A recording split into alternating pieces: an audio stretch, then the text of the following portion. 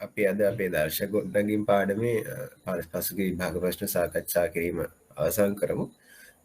මම ගිය සතියේ පටන් ගත්ත එක ප්‍රශ්නකින් 2018 මාර්තු 2018 මාර්තු ප්‍රශ්නෙන් පටන් ගත්ත. ඒතර ඒකේ පළවෙනි කොටස අපි හදා දීටි ඔයගොල්ලෝ බාල්ලි වෙලා ගෙදරදී උත්තර ගත්තා.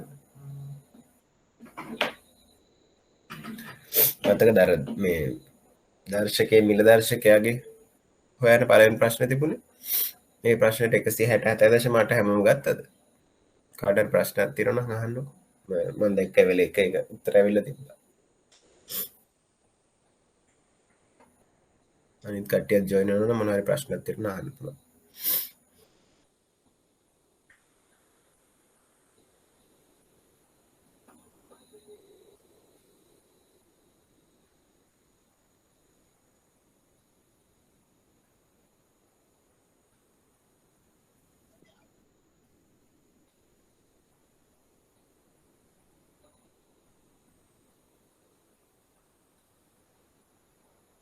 කවුරු හරි හිටපු නැති කෙනෙක් ඉන්නවනම් මම ඒකේ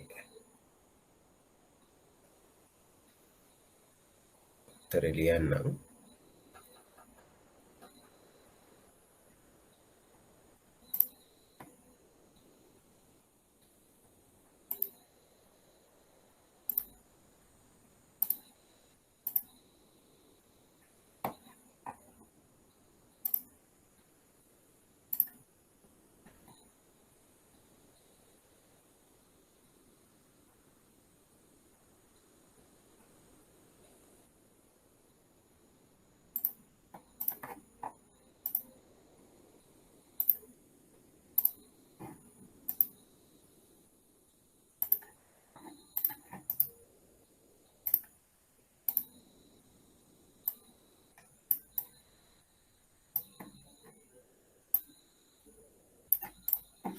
ඉතින් අපේ ප්‍රශ්න එතකොට අපිට පළවෙනි කොටසට ආව උත්තරේ මොකද්ද?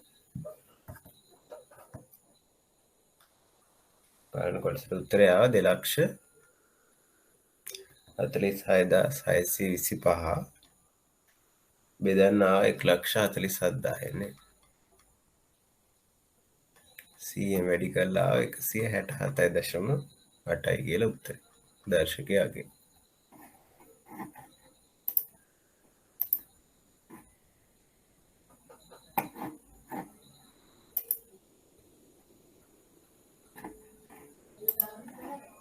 කවුරුත් ප්‍රශ්නයක් නැති නම් හිතන එක ඇලෙන පැහැදිලි ඇති කියලා. හරි අපි එහෙනම් බලමු දෙවෙනි කොටස. මෙම ක්‍රමවේදය යටතේ ප්‍රාතිභෝගික මිල දර්ශකයක් සැකසීමේදී සැලකිය යුතු ප්‍රධාන කර්ම සාධකයන් කෙටියෙන් පහදන්න.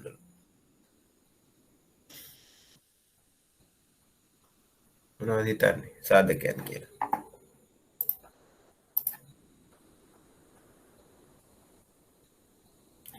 දැන් අපි මේක ඇත්තටම තියරි සාකච්ඡා කරනකොට සාකච්ඡා කළානේ. ඒතර ඔයගලන්ට මතක ඇති.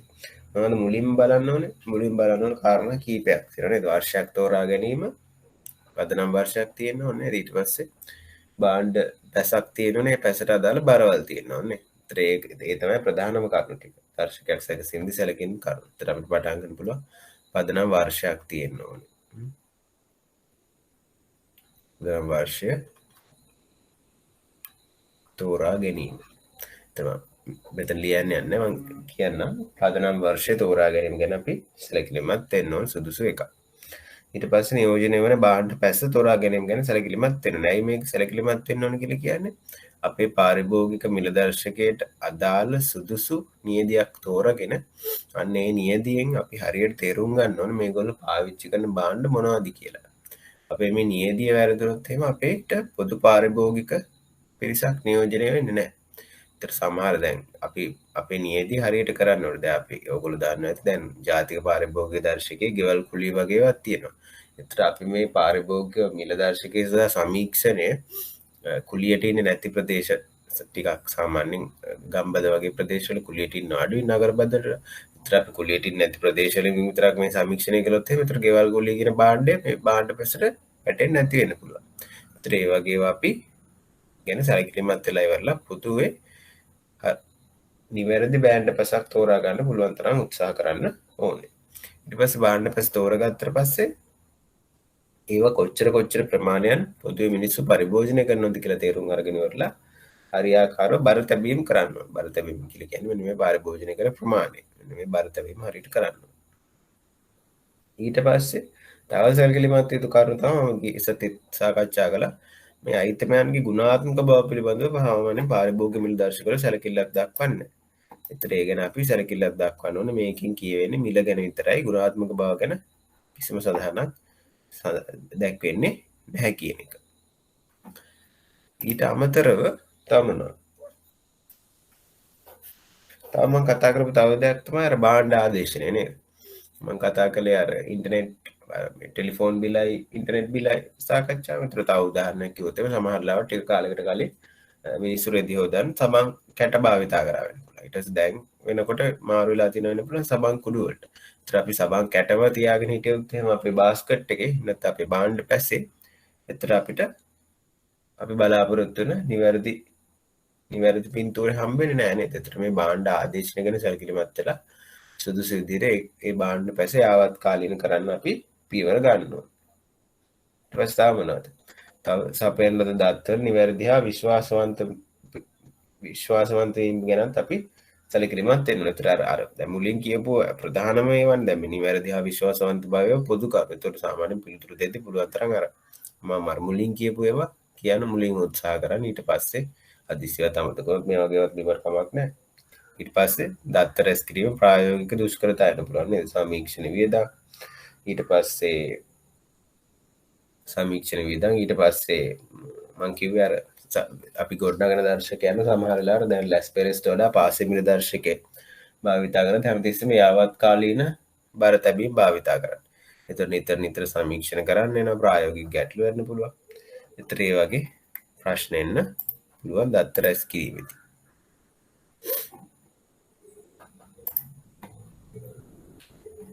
පාරිභෝගික මිල දර්ශකය ජීවන වියදම් දර්ශකයක් ලෙස සලකා බැලිය හැකිය. මොකක්ද මේ කියන්නේ? දැන් මෙච්චර වෙලා කතා කරේ පාරිභෝගික මිල දර්ශකයක් ගැන. කියන්නේ මිනිස්සු පරිභෝජනය කරන භාණ්ඩ වල මිල වෙනස් වෙන හැටි. ඒතර ඒක ජීවන වියදම් දර්ශකයක් ලෙසද සලකා බලන්න පුළුවන්. ඉතින් හරි නේද? ජීවන වියදම කියන්නේ cost of living කියන්නේ. ඉතින් පාරිභෝගිකව භාවිතා කරන භාණ්ඩ වල මිල වෙනස් වෙන විදිහ අනුවනේ සාමාන්‍ය මිනිස්සුන්ගේ ජීවන වියදම පොදුවේ වෙනස් වෙන්නේ. පරිභෝජනය කරන භාණ්ඩ වලනේ මිනිස්සුන්ගේ ජීවන වියදමේ ප්‍රධාන ලෙස විචලනය වන කැලල තියෙන්නේ. ඒතර අපිට මේ ජීවන වියදම් දර්ශකයක් ලෙස සලකා බලන්න පුළුවන්. 2010 අගෝස්තු මාස පැවති මිලදී ගැනීමේ හැකියාව නොවෙනස් පවත්වා ගැනීම සඳහා 2017 අගෝස්තු මාසදී ඔහුගේ මාසික වැටුප කොපමණ විය යුතුද කියලා අහනවා. දැන් 2010 මෙයාගේ මාසික වැටුප දීලා තියෙනවා රුපියල් 13390ක්. දැන් අහන්නේ ඒක නෙමෙයි. අහන්නේ මේ 13390 මෙයාට කිසියම් භාණ්ඩ හා සේවා ප්‍රමාණයක් පරිභෝජනය කරන්න පුළුවන් වෙන්නේ නැතිනේ 2010 දී. මතකද අපේ අර පාන් ගෙඩි උදාහරණේ. මං කිව්ව රුපියල් 100යි මුලින් වැටුපා. එතකොට පාන් ගෙඩියක මිල රුපියල් 25යි. පාන් ගෙඩි 4ක් මෙයාට පරිභෝජනය කරන්න පුළුවන් වුණා කියලා.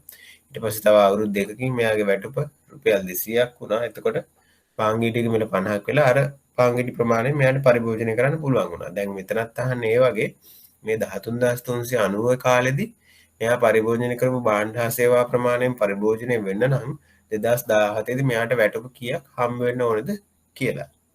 ඒතර ඔයගොල්ලෝ පොඩ්ඩක් උත්සාහ කරන් බලන්න විනාඩි දෙකක් විතර අරගෙන මේක හදන්න.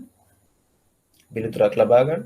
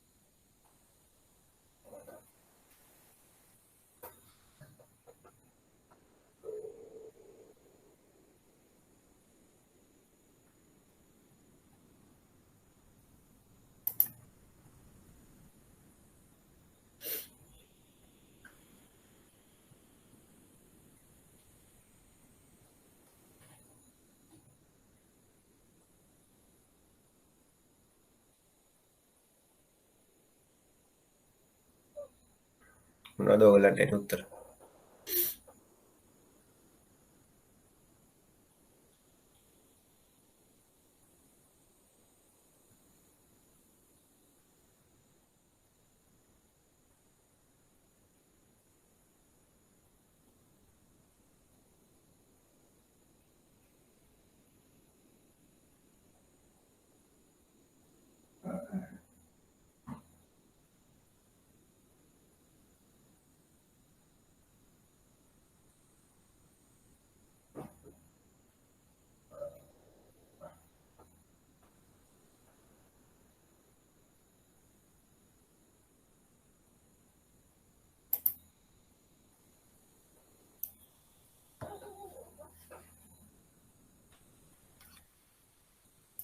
දැන් මෙයාගේ වැටුප කොච්චරක් තිබ්බද? 13390. දැන් මෙයාට අර කලින් භාණ්ඩ හා සේවා ප්‍රමාණයෙන් පරිභෝජනය කරනද භාණ්ඩ හා සේවා වල මිල කොච්චරකින් වැඩි වෙලාද? මේ දර්ශක 160.8ක් වුණා කියලා කියන්නේ කොච්චරකින් වැඩි වෙලාද? 67.8කින් වැඩි වෙලානේ. භාණ්ඩ හා සේවා වල මිල 67.8කින් වැඩි වෙලා. එහෙනම් මෙයාට ඒ භාණ්ඩ හා සේවා ප්‍රමාණයෙන් පරිභෝජනය කරන කොච්චර ප්‍රමාණයකින් වැටුප වැඩි වෙන්න ඕනද? ওই ප්‍රමාණයෙම වැඩි වෙන්න ඕනේ. 67.8කින් මෙයාගේ වැටුප වැඩි වෙන්න ඕනේ. එහෙනම් අපි ඒක හොයන්නේ කොහමද? 13390 වැඩි කරනවා. දැන් මෙතන දශම වලින් දාන්න ඕනේ ඒක. ගැටලුවක් නෑ නේද? මේ වැඩි වෙච්ච ප්‍රතිශතය 67.8යි. ඕක දශම කරන්න අපි 100ෙන් බෙදපුවාම වෙනවා 0.678යි කියලා. එතකොට ඒක තමයි එකට එකතු කරන්නේ. 1.678. එතකොට අපිට උත්තරයක් එනවා රුපියල් 22000. දැන් අවසාන උත්තරේ දාද්දි මේ වගේ එකක් දාන්න පුරුදු වෙන්න. 22465යි කියලා.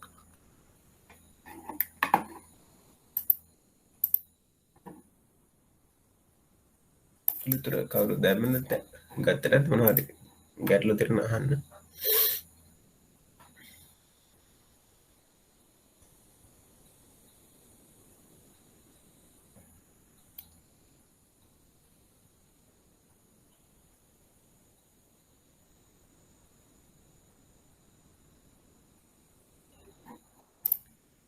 බලන්න අන්තිම කොටස 2010 අගෝස්තු මාස සිට 2017 අගෝස්තු මාස දක්වා වසර 7ක කාලය තුලදී සේවකයාගේ මිලට ගැනීමේ හැකියාව වැඩිවීම අඩුවීම ගණනය කරන්න.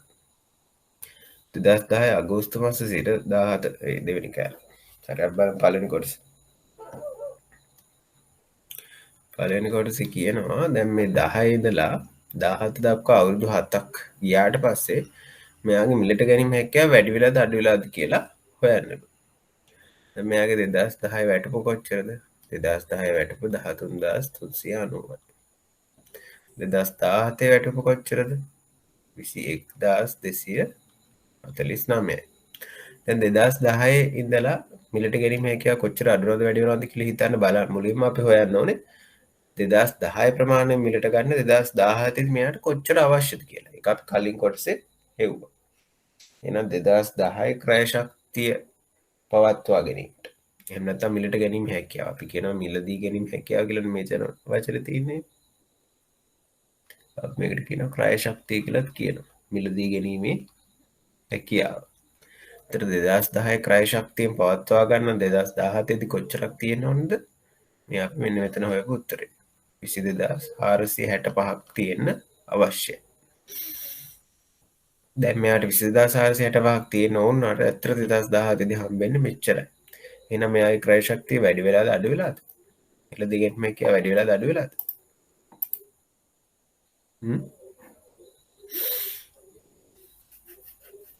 හිතලා කියන්න බලන්න. ඒ උත්තරේ ගන්නකො ඔයගොල්ලෝ තනියෙන් අරගෙන දාන්න chat එකේ කලින් ගත්තේ නැති හින්දා. මිල දෙකෙනි මේක අඩු වෙලා හෝ වැඩි වෙලා නම් ඒ වැඩි වෙච්ච ප්‍රමාණය දාන්න.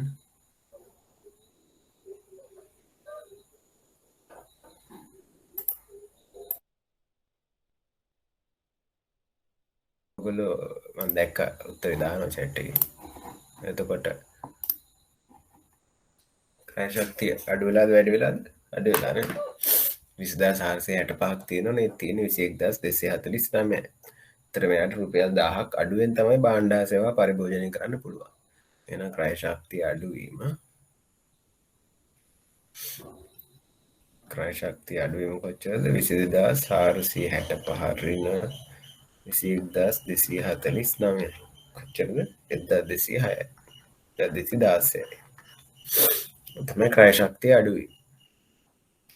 ඊට පස්සේ දෙවෙනි කොටස බලන්න 2010 අගෝස්තු මාස සිට 2017 අගෝස්තු මාස දක්වා කාලය තුලදී ඔහුගේ මූර්ත වැටුපේ සිදු වැඩිවීම අඩුවීම ප්‍රතිශතයක් ලෙස ගණනය කරා. දැන් ගණනය කරන්න කලින් ඔයගොල්ලෝ මට කියන්න මූර්ත වැටුප වැඩි වෙලා ඇද්ද අඩු වෙලා ඇද්ද? මූර්ත වැටුප කියලා කියන්නේ මේ ඇත්ත භාණ්ඩ හා සේවා මිලදී ගැනීම හැකියාව පිළිබිඹු කරන වැටුප නේද? ඒතර අපි දැක්ක ක්‍රය ශක්තිය අඩු වෙලා කියලා. එහෙනම් ඇත්තටම ක්‍රය ශක්තිය අනිවාර්යෙන් අඩු වෙලා කියලා කියන්නේ මූර්ත වැටුප අඩු වෙලා ඇති නේද? දැන් එහෙනම් අපි මූර්ත වැටුප් ගණනය කරන්න පටන් ගමු. දැන් එතකොට පටන් ගන්න අවුරුදු මූර්ත වැටුප වෙනසක් සිද්ධ වෙනවද? 2000 මූර්ත වැටුප අපි හදන්න පටන් ගමුකෝ. මූර්ත වැටුප. දැන් 2010 මූර්ත වැටුප වෙනස්කමක් සිද්ධ වෙනවද? නෑ. අපි 2010 නේ පදන වර්ෂ විදිහට භාවිත කරන්නේ. 2010 මූර්ත වැටුප 13390. ඒතර මට හොයලා කියන්නේ 2017 මූර්ත වැටුප අගේ කීයද කියලා. 2017 මූර්ත වැටුප අගේ අපි සූත්‍රයක් ඉගෙන ගත්ත මූර්ත වැටුප හොයන්න.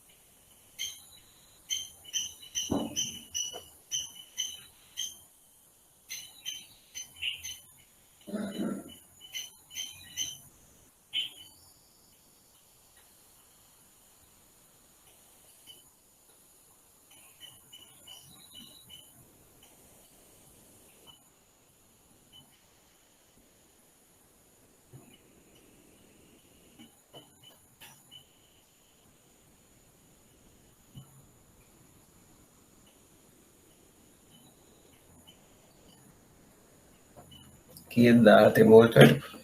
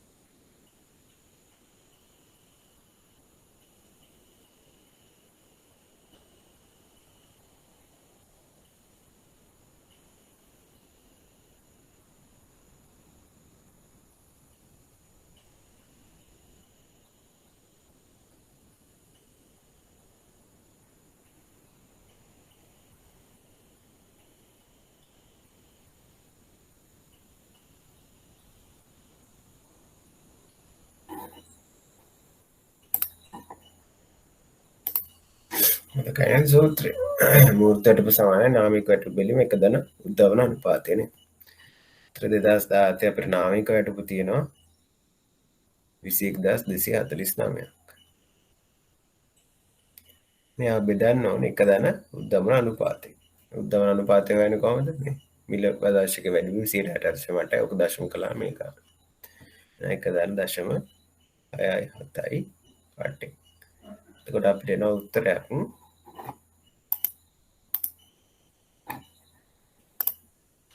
අපිට උත්තරයක් කීයක් කියලාද 13390 12665 කිය. බලන්න මූර්ත වැටුප අඩු වෙලා තියෙනවා 13390 ඉඳලා 12665ට. එහෙනම් මූර්ත වැටුපේ අඩුවීම කොහොමද ගණනය කරන්නේ අපි? මූර්ත වැටුපේ අඩුවීම ප්‍රතිශතය කොහොමද ගණනය කරන්නේ? එහෙනම් අපි මුලින්ම ගණනය කරන්න ඕනේ මූර්ත වැටුපේ අඩුවීම. මූර්ත වැටුපේ අඩුවීම කොච්චරද? 13390න් අපි අඩු කරන්න ඕන 12605ක් මූර්ත වැටුපේ අඩුවීම හොයන්න. එතකොට අපිට එන උත්තරයක් 725යි කියලා. එහෙනම් මූර්ත වැටුපේ අඩුවීමේ ප්‍රතිශතය අපි හොයමු.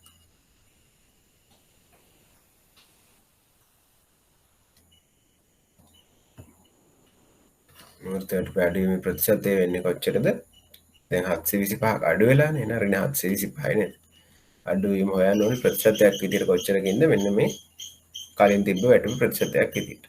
එහෙනම් 13390 ප්‍රතිශතයක් විදිහට මේක හොයන්න අපි 100 වැඩි කරපුවාම එනවා ඍණ 5.4යි කියලා. ඕක තමයි මූර්ත වැටුපේ අඩුවීමේ ප්‍රතිශතය. මූර්ත වැටුපේ අඩුවීම 5.4කේ ප්‍රතිශතයකින් අඩු වෙලා කියලා වචනෙන් ලියුවාම සම්පූර්ණයෙන්ම උත්තරේ සම්පූර්ණයි. එතකොට මේක දැන් මේ මූර්ත වැටුප හොයන්න නැතුවත් ඕනනම් ගණනය කරන්න පුළුවන්. වැඩි දැනුමට කියන්න. දැන් මූර්ත වැටුපේ අඩුවීම ප්‍රතිශතය කියලා කියන්නේ ක්‍රය ශක්තිය අඩු වෙච්ච ප්‍රතිශතයමයි. මූර්ත වැටුප අඩුවීම ප්‍රතිශතය කියලා කියන්නේ ක්‍රය ශක්තිය අඩු වෙච්ච ප්‍රතිශතයම තමයි. එතකොට ක්‍රය ශක්තිය අඩුවීම අපි අර කලින් වෙලාවකත් ගණනය කරගත්තනේ මෙතන මේ ක්‍රය ශක්තිය අඩුවීම 1206ක් කියලා අපි කලින් වෙලාවකත් ගණනය කරගත්තා. එතකොට ඔය 1216 ඇවිල්ලා තියෙන ක්‍රය ශක්තිය තියෙන තිබුණා නම් ඒ කියන්නේ කලින් 2010 ක්‍රය ශක්තියම 2010 පවත්ත ගත්තට හම්බෙන්න තිබ්බ නාමයකට මෙච්චරනේ. මෙන්න මෙයාගේ ප්‍රතිශතයක් විදිහට මේ 1216 හෙව්වත් ඔය 5.4 වෙනවා. මොකද මේ තියෙන්නේ ක්‍රය ශක්තිය අඩුවීම. මේ තියෙන්නේ කලින් තිබුණ ක්‍රය ශක්තිය පවත්වා ගන්න අවශ්‍ය මට්ටම.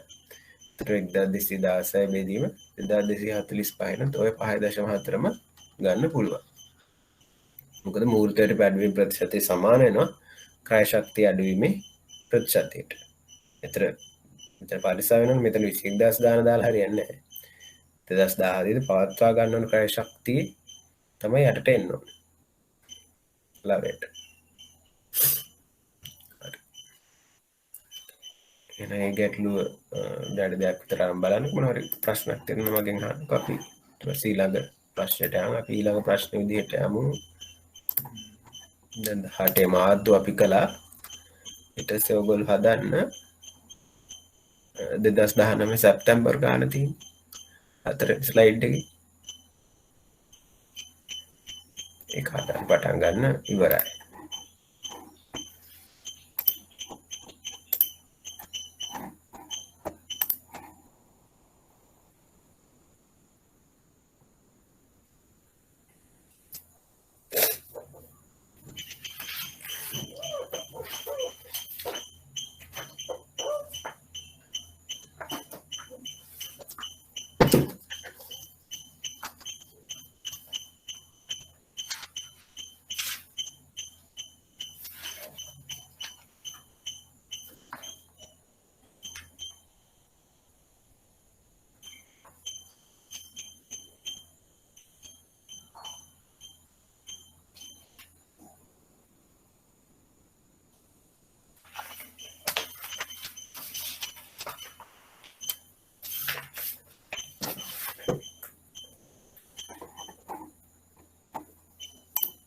හරි මම මේක මා කරනවා.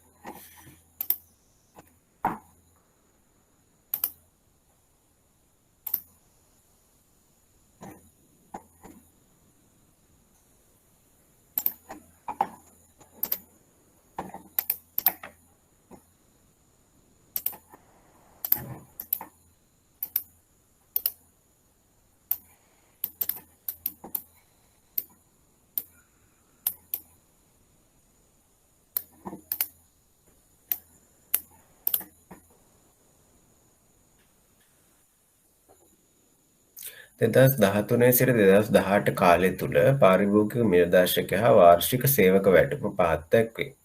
එයින් පාරිභෝගික දැන් ඔයගොල්ලන්ට තේරෙනවද මේ ගැටලුවෙන් ගොඩක් වෙලාවට මේ දර්ශක මේ අපේ පාඩමෙන් ගොඩක් වෙලාවට සම්පූර්ණ ප්‍රශ්නයක් එනවා. ගණනේ තරම් අමාරුත් නැහැ නේද? ලේසියෙන්ම ලකුණු ගන්න පුළුවන් පාඩම. 13 18 කාලය තුළ පාරිභෝගික නිර්දේශක හා වාර්ෂික සේවක වැටුප පහත දැක්වේ. එම පාරිභෝගික නිර්දේශකයේ පදනම් වර්ෂ 2010 ලෙස කලින් පැවති අතර අන පදනම් වර්ෂය වෙනස් කරනවා. 2016 වසරේදී එහි පදනම් වර්ෂය 2015 ලෙස වෙනස් කරන ලදී. 2016 අවුරුද්දේ පදනම් වර්ෂය වෙනස් කරලා තිනවා මේ 2015ට. හරි ඊට පස්සේ දත්ත ටික දීලා තියෙනවා. දැන් පළවෙනි කොටස අහනවා පදනම් වර්ෂ 2015 ලෙස වූ තනි ශ්‍රේණියක් ලෙස පාරිභෝගික මිල දර්ශකය නැවත ගණනය කරන්න. දැන් 2000 කලින් දත්ත ටික ඔක්කොම දීලා තියෙනවා අපිට. 2015 2010 පදනම් වර්ෂය කියලා අරගෙන හදාගෙන අපි දත්ත ටික දීලා තියෙනවා 15 වෙනකන්. ඊට පස්සේ 16 දී ඒක යාවත් කාලීන කරලානේ. ඒතර පරණ දත්ත ටිකත් 2015 පදනම් වර්ෂයට සාපේක්ෂව ගණනය කරන්න කියලා තමයි මේගොල්ලෝ මේ කියන්නේ. දැන් ඕකට මම සූත්‍රයක් ඔයගොල්ලන්ට දුන්නා නේද? තීරි කරද්දී. බලන්න මොකක්ද සූත්‍රය කියලා.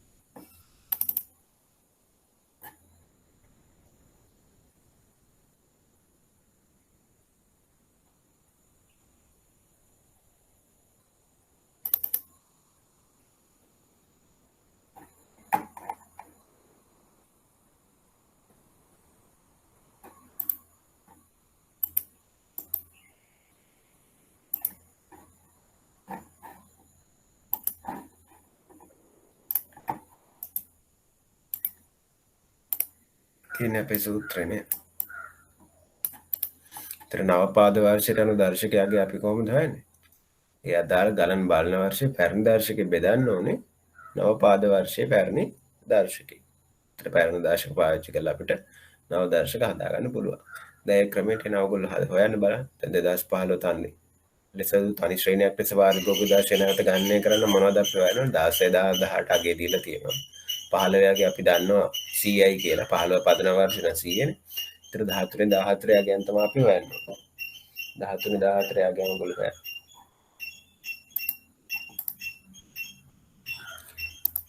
මම උදව්වක් විදිහට නම් 15 යගේ හොයලා පෙන්නන්න.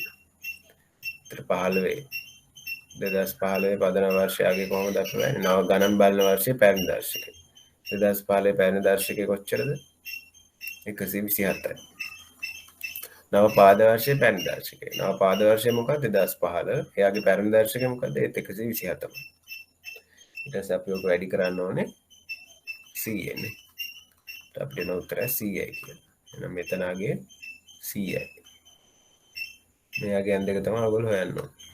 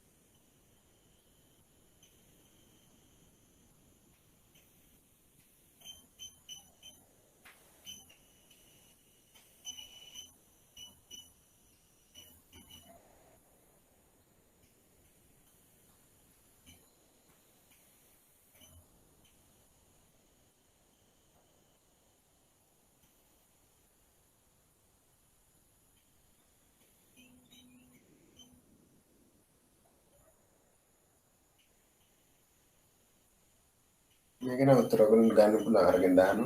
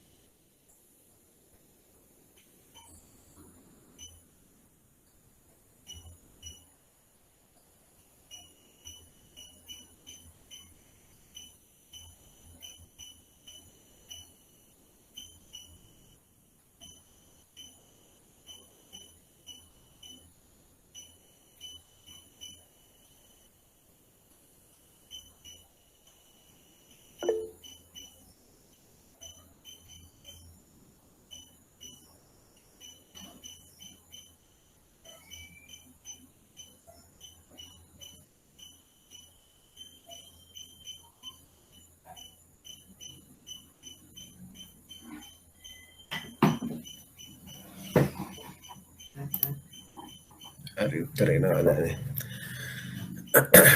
තා පිළිතුර මම බලාපොරොත්තු වෙනවා. මෙච්චර අමාරු නෙමෙයි. හරි. හොඳයි සචිනී අවන්ති හරි. විහංග දාලා තිනා හරි 97.6යි 99.2යි නේ.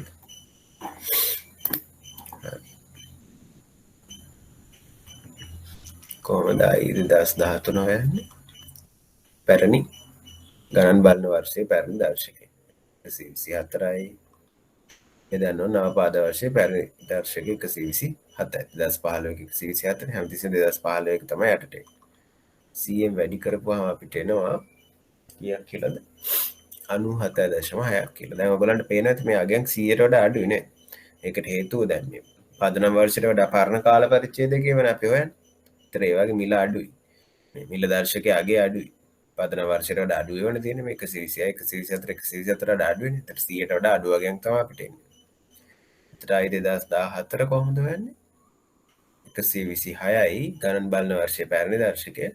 එතකොට පදනම් වර්ෂයේ නව පාද වර්ෂයේ පැරණි දර්ශකය 127 තමයි වෙනස් වෙන්නේ නැහැ. නව 100න් වැඩි කරපුවාම අපිට එනවා 99.2ක්.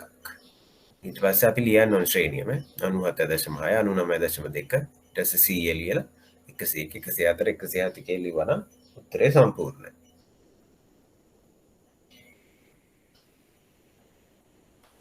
දැන් බලන්න දෙවෙනි කොටස. පාරිභෝගික මිල දර්ශකයේ ජීවන වියදම් දර්ශකයක් ලෙස සලකා බැලිය හැක. කලින් ප්‍රශ්නේ අපි දැක්ක එකම කියලා තියෙනවා. දැන් ඔයගොල්ලෝ දන්නවා ඇති සමහරට දැන් රජයේ සේවකයන්ට එහෙමනම් අර තියෙනවා නේද? මේ ජීවන වියදම් දීවනාව කියලා එකක් තියෙනවා. ඒතර ජීවන වියදම් දීවනාව ගලපන්නේ පාරිභෝගික මිල දර්ශකයේ දිහා බලලා. කොළඹ පාරිභෝගික මිල දර්ශකය මම හිතන්නේ.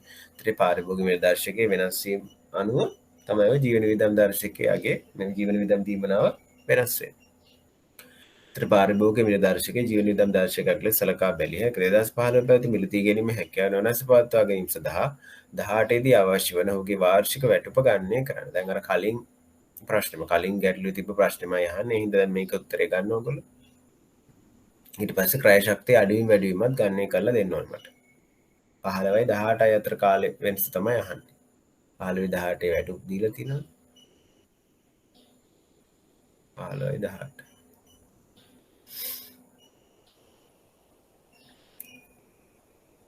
දැන් 15 කියන්නේ පදනම් වර්ෂයක් ඉඳන් අපිට ලේසි කෙලින්ම වෙනස හොයන්න පුළුවන්.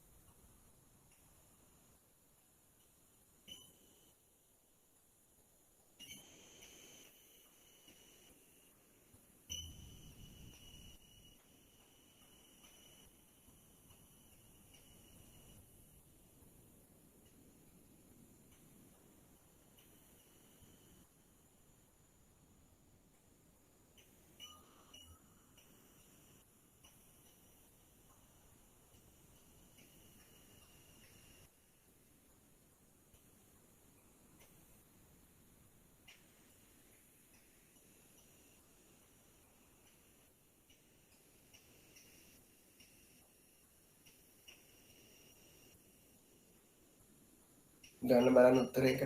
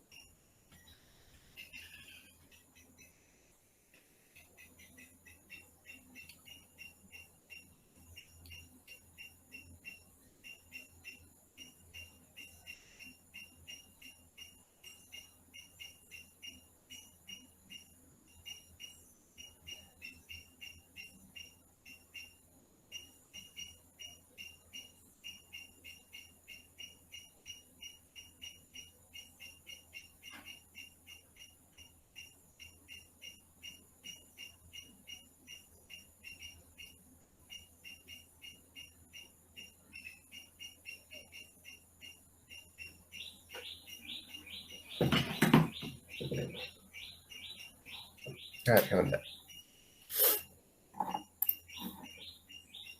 සචින උත්තරේ දාලා තියෙනවා.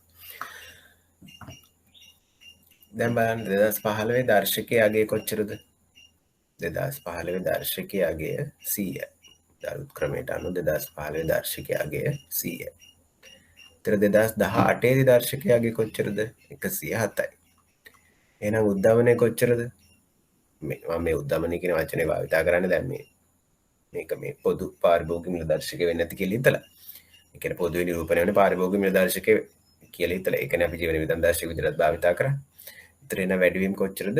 107යි නේද? 100 ඉඳලා 107යි කියලා කියන්නේ 107කින් වැඩි වෙලා නේද? හරි.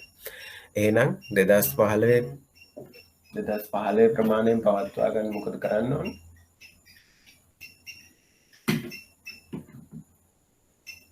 අපි 2015 පඩිය වැටුප වැඩි කරන්න ඕනේ 7කින්. එක දාන 0.07කින් නේ. මේක දශම කරන්න අපි 100ෙන් බෙදනවා. එතකොට එනවා අපිට උත්තරයක් 4,01,250යි කියලා. ඒතර 2015 මිල ගැනීම මිලදී ගැනීමේ හැකියාවන් පවත්වා ගන්න මෙයාට අවශ්‍ය කරන්නේ 4,01,250යි. මෙයාට දැන් කීයක් තියෙනවද? 4,10,000ක්. වැඩිපුරත් එක්ක තියෙනවනේ. එහෙනම් මෙයාගේ මිලදී ගැනීමේ හැකියාව හේවත් ක්‍රය ශක්තිය වැඩි වෙලාද අඩු වෙලාද? ක්‍රය ශක්තිය වැඩි වෙලා නේද? ඒතර ක්‍රය ශක්තිය වැඩිවීම කොච්චරද? 4,10,000 ඍණ 4,01,250 සමානයි 8,750කින් මෙයාගේ ක්‍රය ශක්තිය වැඩි වෙලා. දැන් නිකමට හිතන්නකෝ ඕගොල්ලන්ට මේ හරි මම දැන් උත්තර ගැටලු දෙක කියන්නේ මේ ඒ ප්‍රශ්නේ කොටස් දෙකටම උත්තර ලිව්වා. මේක තමයි පවත්වා ගන්න අවශ්‍ය කරන්නේ. මේක තමයි ක්‍රය ශක්තිය වැඩි වීම. දැන් නිකමට හිතන්නකෝ මේ 2015ට සාපේක්ෂව නැතුව 2016ට සාපේක්ෂව මේක කරන්න තිබ්බා කියලා. දැන් ඕගොල්ලන්ගෙන් ප්‍රශ්නයක් අහනවා 2016 ක්‍රය ශක්තියෙන් පවත්වා ගන්න 2018 දී කොච්චරක් පවත්වා ගන්න අවශ්‍යද කියලා. ඒත් එහෙම බලපුවහම 2016 ඕගොල්ලන්ට පේනවා දර්ශකයේ අගය 101යි. ඒතර 2018 දර්ශකයේ අගය 107යි. ඒතර වැටුප් තියෙන්නේ මේවා. වැටුප් තියෙන්නේ මේකයි. දැන් එතකොට ඕගොල්ලන්ට අර 3,79,000. ඒ කියන්නේ 2016 වැටුප් 3,79,000යිනේ. ඒතර 3,79,000 1.07කින් වැඩි කළා හරිනවද? නැහැ නේද? ඔය ඒ විදිහට කෙලින්ම දර්ශකයේ වැඩිවීම ප්‍රතිශතයෙන් වැඩි කරන්න පුළුවන් පදනම් වර්ෂයට සාපේක්ෂ අවස්ථාවන් වලදී විතරයි. එතකොට අපි මොකද්ද කරන්න ඕනේ මුලින්ම? අපි මුලින්ම කරන්න ඕනේ මේ 2018 2016 අතර දර්ශකයේ වැඩිවීම ප්‍රතිශතය මුලින් ගණනය කරන්න ඕනේ. ඒක කොහොමද ගණනය කරන්නේ?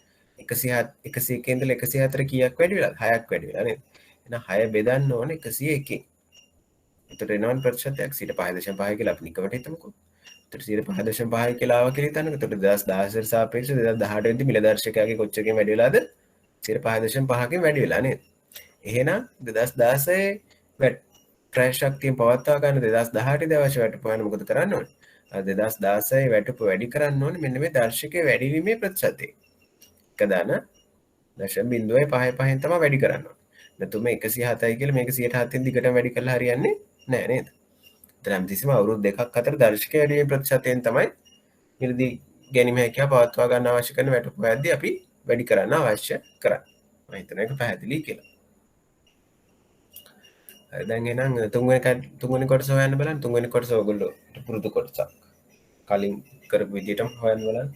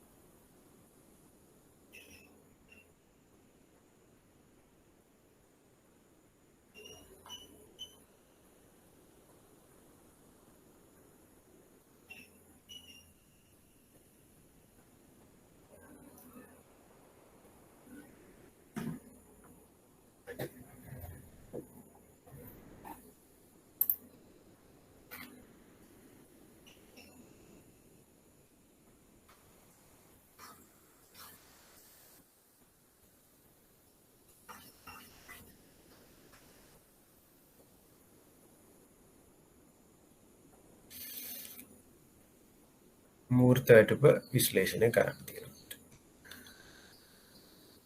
ලේසියිනේ. 2015 දී මූර්ත වැටුප කීයද? 2015 කියන්නේ පදනම වර්ෂනේ. විතර මූර්ත වැටුපයි මේකයි වෙනසක් වෙන්නේ නැහැ. 3,75,000ම තමයි. 2016 දී මොකද වෙන්නේ? 2016 දී දර්ශකයාගේ මෙතෙන්දී 100යි මෙතෙන් දර්ශකයාගේ 101යි මෙතන දර්ශකයාගේ 104යි මෙතන දර්ශකයාගේ 107යි 2017 2018 2016 දෙන මොකද වෙන්නේ 3,79,000යි නාමික වැටුප. යෝක බෙදන්න ඕනේ 1.0.1 නේද?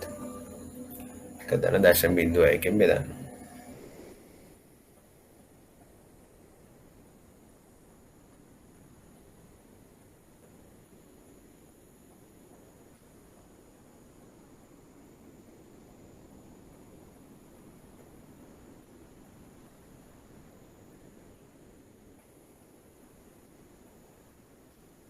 උත්තර කීය දෙන්නේ?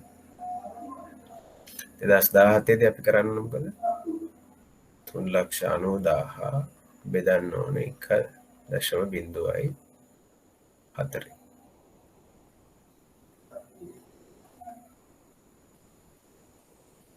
2018දී 4,10,000 බෙදන්න ඕනේ 1.0.7. දාන්න බලන්න උත්තර ටික.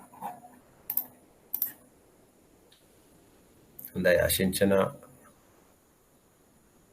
කියන 3,70,000 මොන අවුරුද්දද? 2016 නේද? 2016 3,75,248. හොඳයි. 17 දාන්න.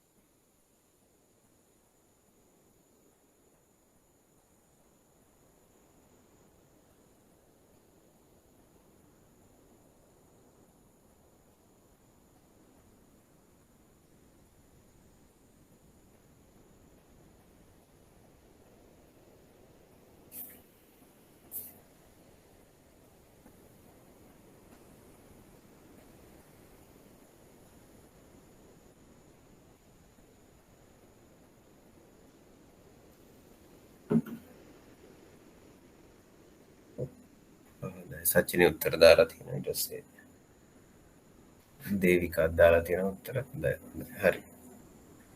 2017 3,75,000 2018 3,82,000. හරි හොඳයි. උත්තර 2016 එනවා. මේක සුළු කරපුවාම අපිට එනවා 3,75,248යි කියලා. 2017 එනවා 3,75,000යි කියලා.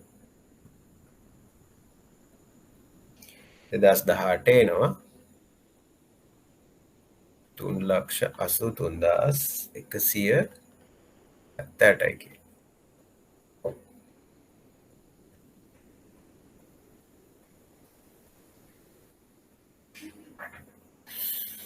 හරි දැන් මේක කියලා තියෙන මේ මූර්ත වැටුපගයන් විශ්ලේෂණය කරන්න කියලා. ඒතර මේ ගණන් ටික විතරක් හදලා හිටියම ඔයගොල්ලන්ට මේ ගැටලුවට දාලා ලකුණු 5 හම්බ වෙනවා. මේ ලකුණු 20ක් ගන්න මේකට 5යි. ඒතර මේ 5 හම්බ වෙන්නේ නැහැ. හැදුවොත් එහෙම ලකුණු 3ක් විතර හම්බ වෙනවා. ඒතර විශ්ලේෂණය කරන්න කොහොම ඔයගොල්ලෝ ප්‍රකාශයක් නිකුත් කරන්න ඕනේ මේ අගයන් දිහා බලලා.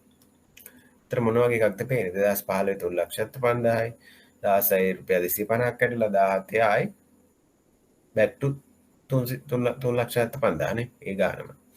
එහෙනම් මේ 2015 කාලේ ඔයගොල්ලන්ට පේන මූර්ත වැටුපන්ගේ අගේ එතරම් විචලනයක් නැහැ කියලා. ඉතින් ඔයගොල්ලෝ දැකපු දේ ලියන්න විශ්ලේෂණය කියන්නේ ඒක.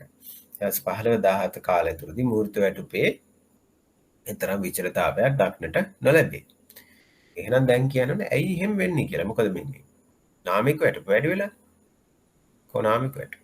ඉතින් නාමික වැටුප 3,75,000 ඉඳලා 3,90,000ට වැඩි වෙලා. සෝරි 3,75,000 ඉඳලා 3,79,000ට වැඩි වෙලා ඊට පස්සේ 90,000ට වැඩි වෙලා. ඒක රුපියල් 15,000ක මේ කාලය ඇතුළත නාමික වැටුප වැඩි වෙලා තියෙනවා. ඒතර ඔයගොල්ලන් කියන්න පුළුවන් නාමික වැටුප එසේ වුවද නාමික වැටුප යම්කිසි ප්‍රමාණයකින් මේ කාලය තුළදී වැඩි වී ඇත. එහෙනම් මොකක් හින්දා වෙන්නේ නැද්ද මේ මූර්ත වැටුප වැඩි වෙලා නැත්තේ? ඒකට හේතුව තමයි නාමික වැටුප වැඩිවීම පාරිභෝගික මිලදර්ශකයේ අගේ වැඩිවීම නිසා නාමික වැටුප වැඩිවුවද මූර්ත වැටුප වැඩි වී නැමැත. ඒකට හේතුව තමයි පාරිභෝගික පාරිභෝගික මිල දර්ශකයාගේ වැඩිවීම. ඒතර පාරිභෝගික මිල දර්ශක කියන්නේ මෙයාගේ නාමයකට වැඩි වෙච්ච වේගෙන්ම වැඩි වූ ප්‍රතිශත වලින්ම ආසන්න ප්‍රතිශත වලින්ම නාමයකට වැඩි වූ ආසන්න ප්‍රතිශත වලින්ම පාරිභෝගික මිල දර්ශකයේද ආසන්න ප්‍රමාණයෙන් වැඩි විය. ඒ නිසා මූර්ත වැඩිවීමක් සිදු නොවිය. ඒ කියන්නේ මේ හැම එකම ගණන් හදාදි කියන්න ඕනේ නැහැ. දැන් හදපු ටික අපිට පේනවනේ. ඒතර මේ පේන ටික බලලි වෙරලා විශ්ලේෂණය කළා නම් ඇති. හැබැයි ඊට පස්සේ අපිට කියන්න පුළුවන් 2017 ඉඳලා 18 දක්වා වැටුප වැඩි වෙලා තියෙනවා රුපියල් 20000ක්. එතකොට ඔන්න අපේ මූර්ත වැටුපත් වැඩි වෙලා තියෙනවා රුපියල් 8000ක්. එතකොට අපිට කියන්න පුළුවන් හැබැයි 17 ඉඳලා 18 දක්වා මූර්ත වැටුප පැහැදිලි වැඩිවීමක් දක්නට ඇති හේතුව මොකක්ද? ඒ කාලේ මේ ජීවන වියදම් දර්ශක වැඩි වෙලා නැද්ද? වැඩි වෙලා. හැබැයි ඊට වඩා වැඩි ප්‍රමාණයකින් මෙයාගේ නාමික වැටුප වැඩි වෙලා. ඒ කියන්නේ ජීවන වියදම් දර්ශකයේ වැඩිවීමේ ප්‍රතිශතය අභිමුවායන ප්‍රමාණයකින් නාමික වැටුප වැඩි වී ඇති බැවින් 17 18 කාලය තුළදී මොහුගේ මූර්ත වැටුපද සැලකිය යුතු ලෙස වැඩි වී ඇත කියලා කිව්වන හරි.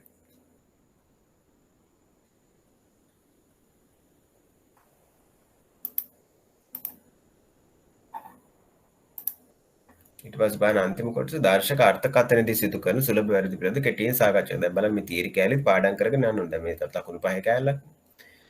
ඒතර අර්ථකථනය මෙතන අහන්නේ දර්ශක හොයද්දි කරන වැරදි නෙමෙයි දර්ශක කියන්නේ ගොඩනගද්දි කරන වැරදි නෙමෙයි. කලින් ගැටලුව තිබ්බේ දර්ශක ගොඩනගද්දි කරන ගැටලුව. දැන් මෙතන තියෙන දර්ශක අර්ථකථනයේදී වෙන ප්‍රශ්න.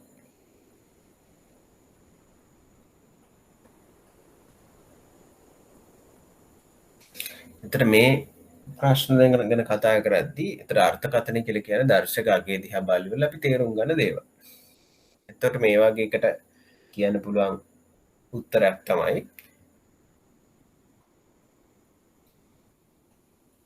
කිසියම් නිශ්චිත දර්ශකයක් මගින් පොදු තීරණ වලට ලැබීම. කිසියම් නිශ්චිත කාරණයක් සඳහා ගණනය කළ දර්ශකයක් මගින් මොකක් හරි නිශ්චිත අරමුණක් සඳහා ගොඩනගපු දර්ශකයක් මගින් අපි ගන්නවා පොදු තීරණ පොදු නිගමන වලට එළඹෙනවා. ඒතර මේක ඇවිල්ලා අර්ථකථනයේ සිදුවෙන වැරද්දක්. හරිද? උදාහරණයක් කියන්න බලන්න. දැන් උදාහරණයක් තමයි අපි හිතන්නකො කොළඹ පාරිභෝගික මිල දර්ශකයේ දිහා බලනවා කියලා. ඒතර කොළඹ පාරිභෝගික මිල දර්ශකයේ තියෙන ටිකක් පහළ මධ්‍යම පන්තිකේ පවුල් වල ජීවන වියදම් අදාළ පරිභෝජනය කරන පැසක් පාවිච්චි කළේ වල ඒගොල්ලන්ගේ ජීවන වියදම් වැඩි වීම බලන්න. ඒතර ඕක දිහා බලලා ඉවරලා අපි රටේම උද්දමනය ගැන තීරණ ගන්නවා. ඒතර මොකද වෙන්නේ? එතකොට අපි අර පොඩි සාපේක්ෂව රටට සාපේක්ෂව පොඩි නියැදියක මිල මට්ටම් වැඩිවීම බලන්න ගොඩනගපු දර්ශකයක් දිහා බලලා රටක් සඳහා තීරණ ගන්න. කියන්නේ මොකක් හරි එක නිශ්චිත අරමුණකට ගොඩනගපු දර්ශකයක් මේක. හැබැයි ඒක පාවිච්චි කළා අපි පොදු නිගමනට ලැබෙන්න හදනවා. ඒතර ඒ වගේ ඒක දර්ශක අර්ථකථනදී සිදු කරන වැරද්දක්. ඊට පස්සේ අනිත් එක තමයි මේ දර්ශකයේ පිළිබඳ දැනුම මදකම. ඒ කියන්නේ දැන් දර්ශකයක් අර්ථකථනය කරන්න බෑ බැලුව බැලමට. දැන් සමහර වෙලාවට ඔයගොල්ලෝ දන්නවා දැන් ඕක මේක හරි සුලභයි. කියන්නේ දැනුම දර්ශකය ගැන පුළුල් දැනුමක් නොතිබීම. හරිද? පුළුල් දැනුමක් නොතිබීම. වැරදි ලකුණු දෙන්න නොතිබීම කියන්නේ. එතකොට උදාහරණයක් තමයි දැන් ඔයගොල්ලෝ දැන් මේ දවස්වල දක්න ඇති දැන් ඔය උද්දමන අනුපාතයකේ අගේ දිහා බලලා මිනිස්සු hina වෙනවා නේද? උද්දමන අනුපාතයකේ අගේ දිහා බලලා මිනිස්සු hina වෙනවා. කොහෙද මෙච්චර අඩු උද්දමනේ? මේ එළියට බහැලා බඩු අරගෙන බලන්න කියලා. ඒතර මම අර කලිනුත් කිව්වා දැන් ඔය උද්දමන භාණ්ඩ ඔය උද්දමනේ ගන්න කරන ඔය භාණ්ඩ පැස ඇතුලේ භාණ්ඩ වර්ග 300ක් 400ක් විතර ඉන්නවා. ඒතර මේ අපි එදිනදා එදිනදා දකින භාණ්ඩ වල මිල දැන් උදාහරණයක් විදිහට ගත්තොත් සහල් වල මිල හරි නැත්නම් සැමන් වල හරි පරිප්පු වල හරි මිල ගොඩක් ප්‍රතිශතකින් වැඩි වුණාට අර මුළු භාණ්ඩ පැසේම සාමාන්‍ය මිල මට්ටම ඒ ප්‍රමාණයෙන් වැඩි වෙන්නේ නැහැ. මොකද ඔක ASCII ගෙවල් කුලි පෙට්‍රල් ඊට පස්සේ වාහන ඉන්ෂුරන්ස් පවා තියෙනවා. එතකොට අපි මේ උද්දමනය ගැන ඒ කියන්නේ කවුරු හරි දැන් ඊට දෙපැත්තටම තියෙනවා. දැන් අපි ඉලක්කම දිහා බලලි ඉවරලා hina වෙන ඒ කියන්නේ ඉලක්කම දිහා බලලා ඉවරලා අපි කියනවා නම් මේක ඒ කියන්නේ මේකෙන් ඇත්ත තත්ත්වය නිරූපණය වෙන්නේ නැහැ කියලා එහෙම කියන්න එතකොට අපි දැනගෙන ඉන්නවා මේකේ තියෙන මොනවද කියලා. ඊට අමතරව දැන් කවුරු හරි කියනවා නම් එහෙම උද්දමන අංක දිහා බලලා ඉවරලා මේ ඇත්තට ජීවන විදිහෙන් වැඩි වෙලා නැහැ කියලා ඒකත් වැරදින්නේ නේද? ඒතර මොකද ඇත්තට ගිහිල් බැලුවොත් ඒ බාණ්ඩ මිල වැඩි වෙලානේ. එතකොට ඒ දෙපැත්තම තියෙනවා. එතකොට දෙපැත්තෙම ඉන්න අය මොකක්ද තේරුම් ගන්න ඕනේ මේ දර්ශකයේදී මෙන්න මේ ජීවන විදම් දර්ශකය.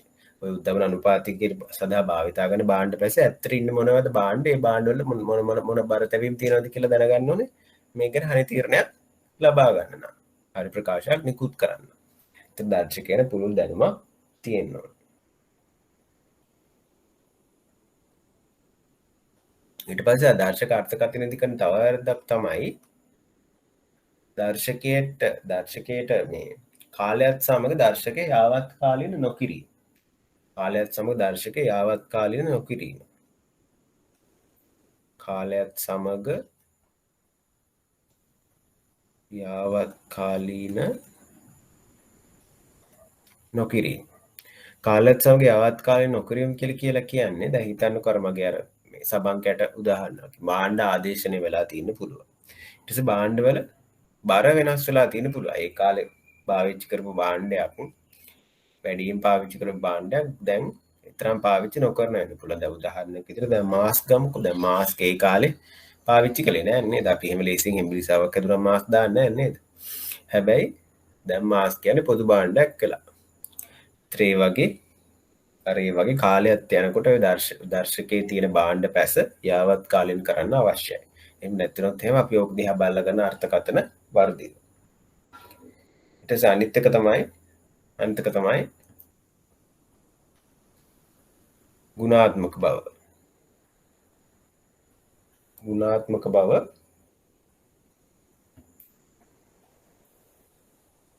වෙනස් වීම. මෙතන භාණ්ඩවල ගුණාත්මක බව වෙනස් වීම ගැන දර්ශක අර්ථකථනයෙන් කියන්න බෑ අපිට. දර්ශක අර්ථකථනය කරලා ඉවරලා මිල වැඩි වෙලා හින්දා අපි හිතනවා නම් ගුණාත්මක බවත් වැඩි වෙලා ඇති කියලා. ඒත් ඒක වැරදි. මොකද ගුණාත්මක බව කියන එක ඔය දර්ශක ගණනය කරද්දී ගන්න සාධකයක් නෙමෙයි. ඒතර ගුණාත්මක බව ගැන අර්ථකථනය කිරීම කරන්න අපහසුයි දර්ශකවලදී. ඒතර වගේ දර්ශක අර්ථකථනය දෙන්න සුලභ වැරදි කිහිපයක් තමයි මම කිව්වේ. ඒතර ඔයගොල්ලෝ තව මේ ගැන දැන් මම මූලාරම්භයක් ලබා දුන්නා. තව ටික දර්ශක ගැන කතා කරලා ලෝකෙ තියෙන දර්ශක මොනවද ඒවා ප්‍රශ්න මොනවද කියලා අවබෝධයක් ලබා ගන්න. දැන් අපි කරමු ඊළඟ ගැටලුව.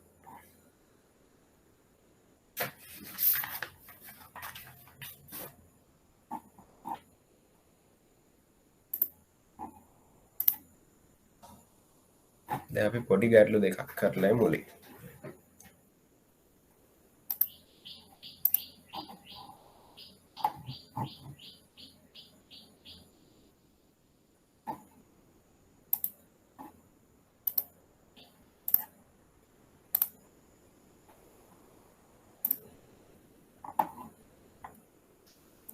කරන්න බලන්න මෙන්න මේ පොඩි ගැටලුව 2017 සැප්තැම්බර් දුන්නේ MCQ එකක් විනාඩි 2ක් මම දෙන්න විනාඩි 2ක් ඔය කාලයක් තමයි මේකට හම්බ වෙන්නේ.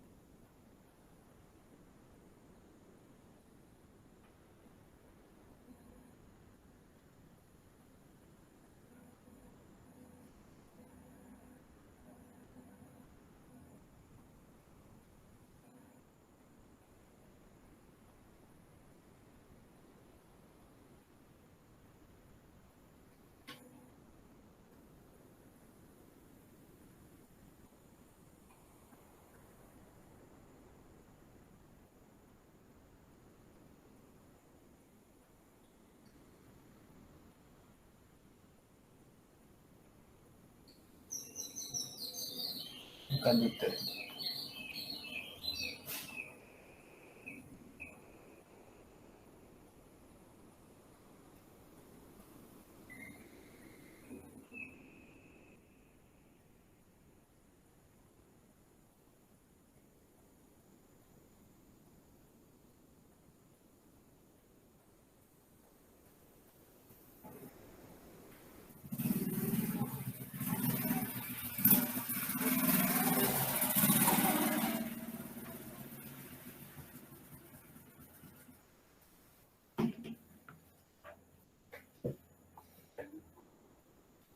හොඳයි.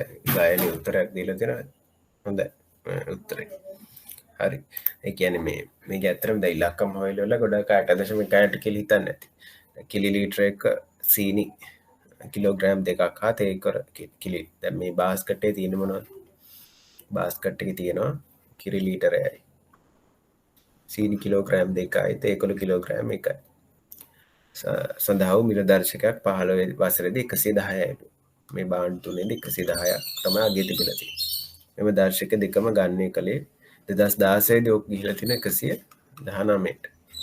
මෙම දර්ශකයන් දෙකම ගණනය කළේ පාදක අගය සිය වූ 2014 වර්ෂයේ සිට නම්. මේ 15 මේ 16 14 අගය 100 සිට නම් 2015 සිට 16 දක්වා සාමාන්‍ය මිල මට්ටම වැඩි වීම කොපමණද? දැන් ඔයගොල්ලෝ පුරුදු විදියට 40 වරලා 119 110න් බෙදලා ඉවරලා. දර්ශකයේ වැඩිවීම එච්චර මිල හොයන්න ඕක උත්තරේ එනවා 8.18යි කියලා ගොඩක් අය උත්තරේට ගහනවා නේ. හැබැයි මේක වැරදි. මොකද මේ බලන්න අහන්නේ මොකද්ද කියලා 2015 සිට 16 දක්වා සාමාන්‍ය මිල මට්ටමේ වැඩිවීම අහන්නේ. සාමාන්‍ය මිල මට්ටම වැඩිවීම ගැන ප්‍රකාශ කරන්නේ ප්‍රකාශනයකුත් කරන්න අපිට මොකද්ද තියෙනවනේ? අපිට තියෙනවනේ සාමාන්‍ය මිල මට්ටම නිරූපණය වෙන භාණ්ඩ පැස. දැන් සාමාන්‍ය මිල මට්ටම නිරූපණය වෙනවද මේ කිරි ලීටරයකනේ සීනි කිලෝග්‍රෑම් 2කිනුත් තේ කොළ කිලෝග්‍රෑම් 2කිනුත්. මේගොල්ලෝ සීනි කිරි තේ විතරක් බීලා ඉන්නවද? නෑ නේද? මිනිස්සු කිරි තේ වලට වඩා දේවල් පරිභෝජනය කරනවා. ඒතර සාමාන්‍ය මිල මට්ටම නිරූපණය කරන්න මේ දී අතරතුර අපිට ප්‍රමාණවත් නැහැ. ඒතර මේක තමයි උත්තරේ.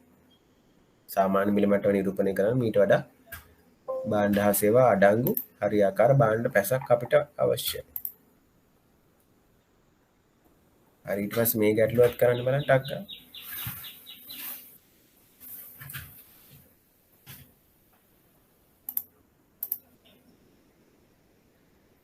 හොඳයි අමන්දත් උත්තර දීලා තියෙනවා.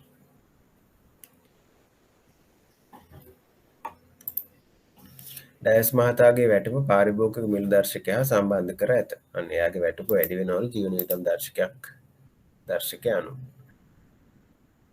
2015 වසර ආරම්භයේදී ඔහුගේ මාසික වැටුප 85000යිලු. 2015 85000යිලු. එතකොට ඒ වෙලාවේදී ජීවන වියදම් දර්ශකයාගේ 1360යිලු. 2016 වසර ආරම්භයේදී CPI ගේ 1675ක් දක්වා වැඩි වෙලාලු. ත්‍රයාගේ වැටුප කොච්චරද කියලා අහන්නේ මේ විදිහට. සරලයිනේ දරපොයි කම වෙනස්කමක් තියෙන අර පදන වර්ෂයක් නැතුව ගණනය කරන්න. පදන වර්ෂයක් අපිට අවශ්‍යතාවයක් නැහැ. වසර දෙකක් අතර මිල වැඩි වීම ප්‍රතිශතය හොයන්න. දර්ශකයේ වසර දෙකේ වෙනස් වෙච්ච ප්‍රතිශතය හොයන්න නේද? එහෙනම් අපි කරන්නේ කොහොමද 1675 අඩු කරනවා. ඒ කියන්නේ අඩු කරලා ඉවරලා වැඩි වෙච්ච ප්‍රතිශතය හොයන්නත් පුළුවන්. නැත්නම් කෙලින්ම 1675 1360න් බෙදලා එක දශම ගානම ගන්නත් පුළුවන්. හොඳේ. දෙකම එකයි. මම ඕනනම් වැඩි වෙච්ච එක හොයන්න තු මේසර කෙලින්ම 2015ට සාපේක්ෂව 16 ගේ හොයන්න. 1675 බෙදීම 1360 වැඩි කිරීම 100. 100ෙන් වැඩි කරන්න අවශ්‍යතාවයකුත් නැහැ. අපිට ඕනේ මේ 85000 වැඩි කරන්න අවශ්‍ය සාධකයනේ. ඒතර 100ෙන් වැඩි නොකරත් කළත් ගැටලුවක් නැහැ. ඒතර 1675 1360ෙන් බෙදුවාම උත්තරය එනවා අපිට කීයක්ද?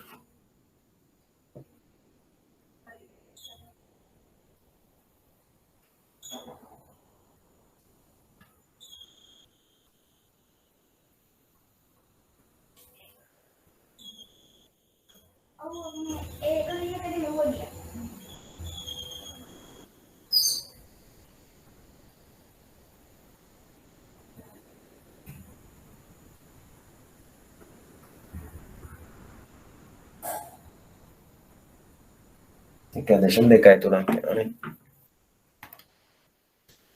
පිටනවා 1.23 කියලා. එතකොට අපි 2016 වැටුප හොයන්න කරන්න ඕනේ 85000 වැඩි කරන්න ඕනේ 1.23. උත්තරේ කීයක් එනවා?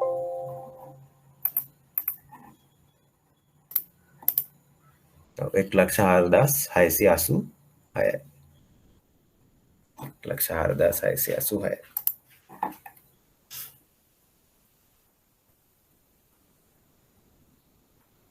මෙන්න මේක තමයි උත්තරේ. ඊට පස්සේ අපි කරමු මෙන්න මේ ගැටලුව. මේක මේ ඔයගොල්ලෝගේ මොනවද ස්ලයිඩ් එකේ මට දාන්න අමතක වුණා. මේ 2015 සැප්තැම්බර් ගාන මේක පොඩ්ඩක් දාගන්න.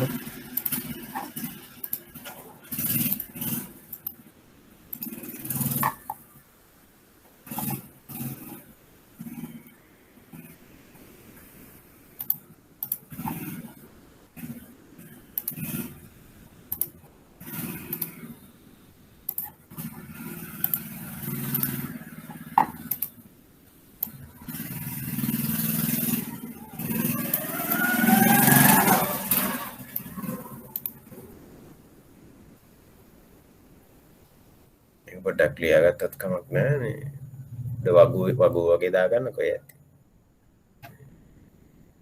නැත්නම් ස්ක්‍රීන්ෂොට් එකක් වගේ ගන්නකො ලේසියෙන් ඊට පස්සේ පළවෙනි එකත් කළාට කමක් නෑ ලැස් පෙරස් පිළ දර්ශකයක් අපි හැදුවේ නැහැ ටික වෙලාවක මුළු ගැටලුවම කරමු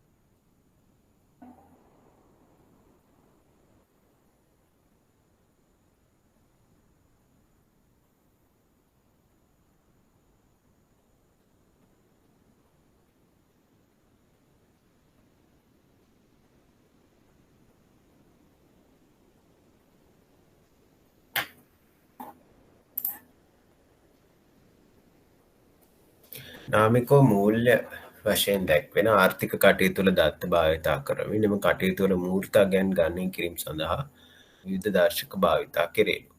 ආර්ථික විචාරයන් කිහිපයකට දාලා දත්ත පහත වගුවේ දැක්වේ. 2008 වසරේදී ගෘහස්ත පරිභෝජන බඩු පැසේ වටිනාකම 2008 වසර වෙළඳපොළ මිලානු 25,000කි. වටිනාකම දීලා තියෙන 25,000 කියලා 2008 දී හරිද?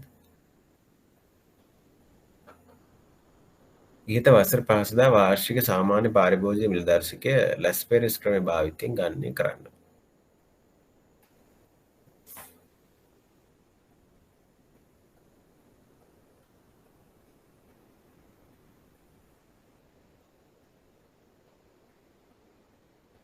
මොනවද මේ දීලා තියෙන දත්තත් ගොඩක් දීලා තියෙන මේ ගැටලුව මම ඒක කරන්න කියලා කිව්වා. 2016 මේ මුලින්ම දීලා තියෙන සාමාන්‍ය බැංකු සේවක වැටුප. දලදේශීය නිෂ්පාදිතය දීලා තියෙනවා. මේ දීලා තියෙන සමස්ත නිෂ්පාදන මිල දර්ශකයක්.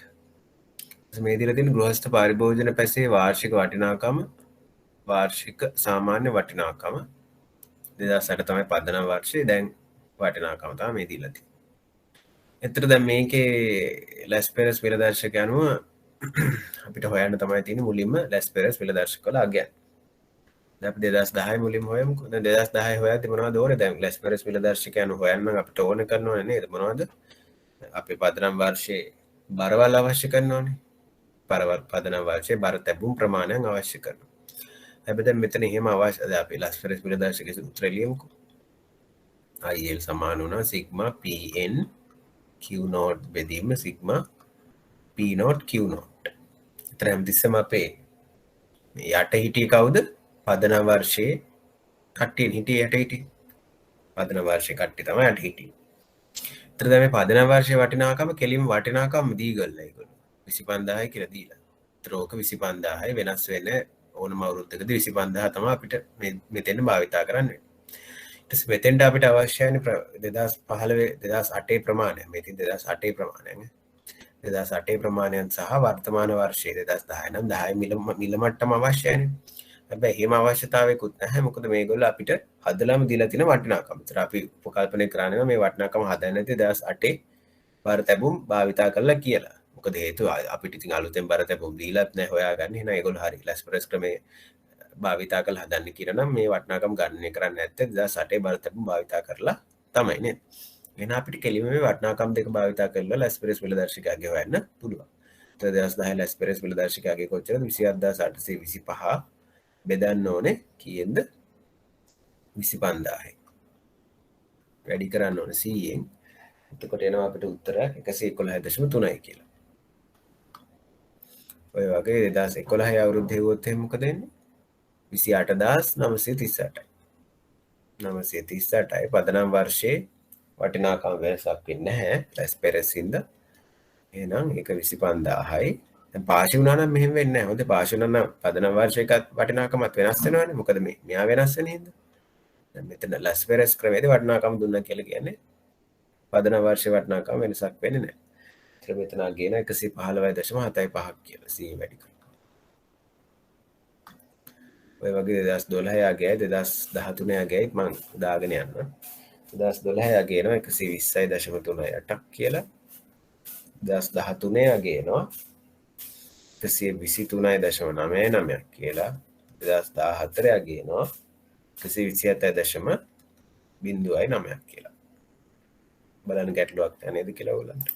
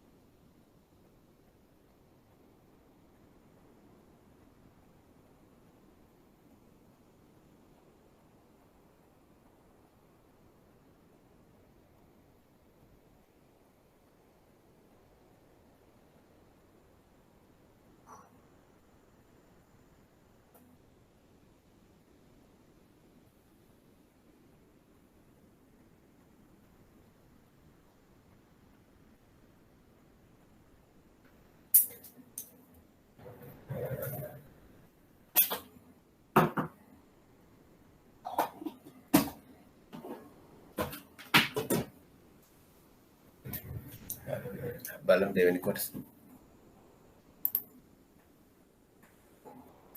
මූර්ත බැංකු සේවක වැටුප ගණනය කරන්න. මූර්ත වැටුප වැඩි වෙද්දී මූල්‍ය වැටුප වැඩි වීම අනුපාතයට අඩු වෙද්ද නැත්නම් වැඩි වෙද්ද කියලා කියනවා. දැන් මූර්ත වැටුප ගණනය කරන්න ඕගොල්ලෝ දන්නවා. මේක අමුතුවෙන් ආයි හදන්න අවශ්‍යතාවයක් නැහැ නේද? මේ දර්ශකවලගෙන් ටික මම මෙතන දාගෙන යන්නම්. 111.3යි 115.75යි 120.38යි 100 මෙයා 123.99යි මෙයා 127.09යි.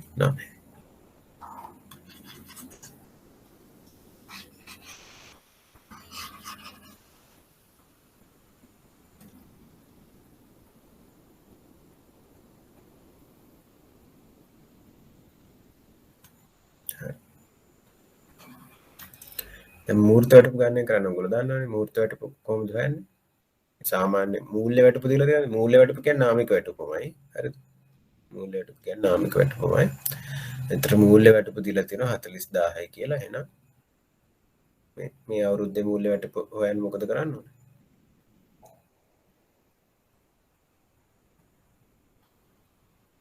40000 බෙදන්න ඕනේ අපි ඒ අවුරුද්දේ පාරිභෝගික මිල දර්ශකය අගෙන් නේද? කියන්නේ ඔන්න මේක මේ විදිහට කරන්නත් පුළුවන්. 111.3න් බෙදුවොත් එහෙනම් මොකද කරන්න ඕනේ? 100න් වැඩි කරන්න ඕනේ. මේ තව විදියක් මම මේ කලින් කළේ 1.113 හැමතිස්සෙම බෙදුවේ.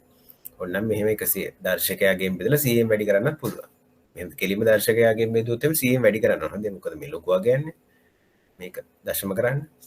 මේක දශම කරන්න 100න් බෙදනවානේ. බෙදපු 100 තමයි මේ උඩට ගිහිල්ලා තියෙන්නේ. ඕම් කරපුවාම අපිට එනවා මූර්ත විභාගයේ විදිහට. දැන් ඔයගොල්ලොත් ඒකෙන් හදුවා නම් දාන්නත් පුළුවන් කියලා.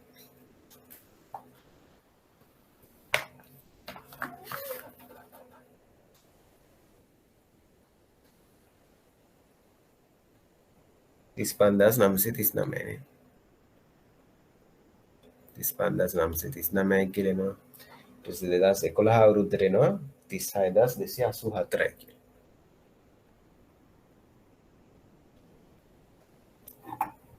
හදාගෙන යනවද? ඔව් හදාගෙන යනවානේ හොඳයි. ඊට පස්සේ ඒ වගේම 2012 අවුරුද්දට එනවා 37,381යි කියලා. ඊළඟට 2013 අවුරුද්දට එනවා 40,325යි කියලා.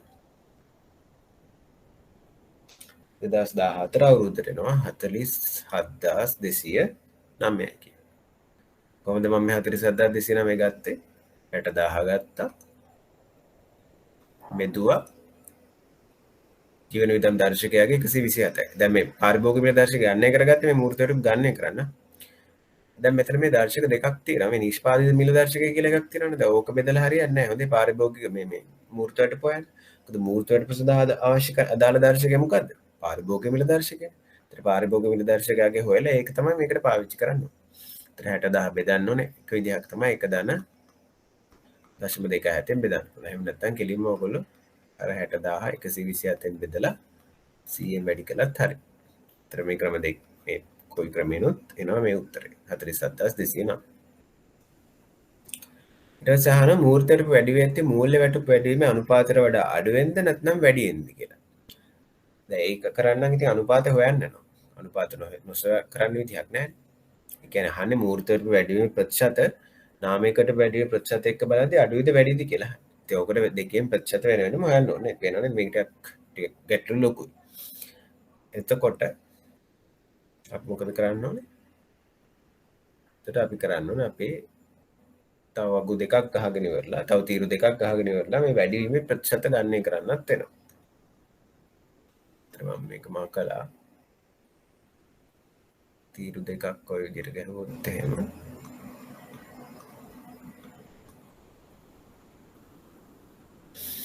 හරි දැන් බලමු.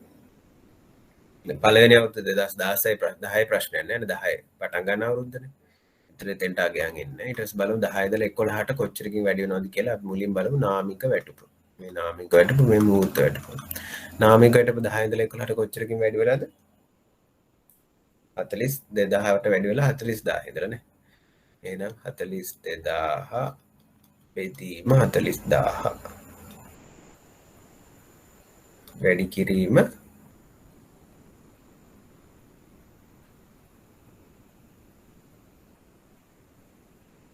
100න් આવොත් එහෙම ඔයගලන්ට ප්‍රතිශත එනවා. ඒක ලේසි කියලා හිතලා මම 100න් වැඩි කළේ. නැත්තම් එහෙම දශම ගන්න යනවා. මේක සුළු කරපුවාම ඔයගලන්ට එයි 105ක්. එහෙනම් වැඩි වීම ප්‍රතිශතය කොච්චරද? වැඩි වීම ප්‍රතිශතය 5යි නේ. නාමිකයට වැඩි වෙලා තියෙනවා 5ක්. ඊට පස්සේ 2011 ඉඳලා 12ට කොච්චරකින් වැඩි වෙලාද? ඒක හොයන්න අපි කරන්න ඕනේ 2011 ඉඳලා 12ට වැඩි වෙච්ච එක අපි හොයන්න මොකද කරන්න ඕනේ 2012 වැටුප 45,000යි 2011 වැටුප 42,000යි ඕක වැඩි කරන්න ඕනේ 100.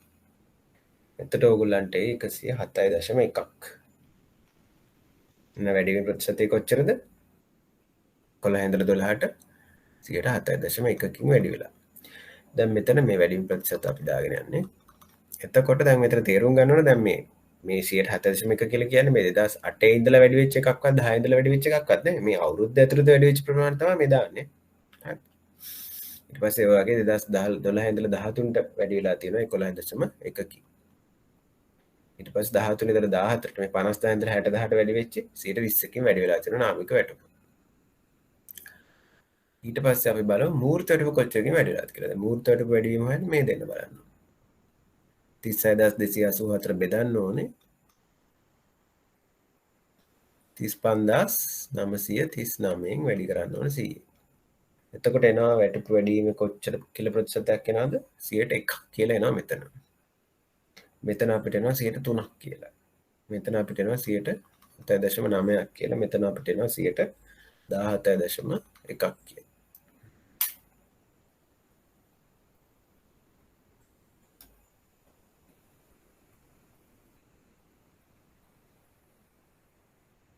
හරි දැන් අපිට කියන්න පුළුවන් වැඩියෙන්ද වැඩි වෙලා තියෙන අඩුවෙන්ද වැඩි වෙලා කියලා.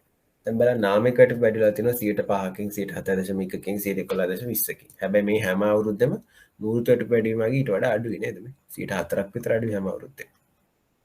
එතන අපිට කියන්න පුළුවන් වැඩියෙන් මූර්ත වැටුප වැඩි වෙලා තියෙන මූල වැටුපට සාපේක්ෂව අඩුයි. ඒ කුමක් නිසාද දැන් පැහැදිලි කරන එකට හේතුව මොකද්ද? අර වේගෙන් වැඩි වෙලා නැති වෙන හේතුව මොකද්ද? පාරිභෝගික මිල දර්ශකයේ අගේ වැඩි වෙන හින්දානේ. උද්දමනය වැඩි වෙනකොට අර නාමිකට වැඩි කර පළියට ඒ ප්‍රමාණයෙන් අපිට භාණ්ඩ හා සේවා මිල දී ගැනීම හැකියාවක් ලැබෙන්නේ නැහැ. මොකද භාණ්ඩ හා සේවාවල මිල වැඩි වෙන හින්දා. උතර අපිට කියන්න පුළුවන් ජීවන වියදම් මේ පාරිභෝගික මිල දර්ශකයේ වැඩි වීම නිසා තමයි මේ මූර්ත වැටුප නාමික වැටුප වැඩි වීමේ වේගයෙන්ම වැඩි වෙලා නැත්තේ කියලා. ඊට පස්සේ අපිට වෙනස් විදිහේ ප්‍රශ්නයක් දීලා තියෙනවා මේක අපි කලින් කර ප්‍රශ්න වල තිබ්බේ නැහැ රටේ මූර්ත ඒක පුද්ගල දරදේශීය නිෂ්පාදිතය ගණනය කරන්න. අපි මම ඒකට ගණනය කරන්න අවශ්‍ය සූත්‍රය ඔයගොල්ලන්ට දුන්නානේ. මතකද? රටේ මූර්ත ඒක පුද්ගල දරදේශීය නිෂ්පාදිතම අනිත් එක ගණනය කරන්න තියෙන. අර මතකද අපි දරදේශීය නිෂ්පාදිත අවදාමකයේ කියලා කියන ගත්තා. ඒතර නාමික දරදේශීය නිෂ්පාදිතය අපි මොකද කළේ? උද්දමන අනුපාතකයෙන් බෙදුවා මූර්ත දරදේශීය නිෂ්පාදිතයගේ හොයන්න නේද? එහෙනම් ඒක පුද්ගල දරදේශීය නිෂ්පාදිත හොයන්න කලින් අපි මොකද මුලින් හොයාගන්න ඕනේ?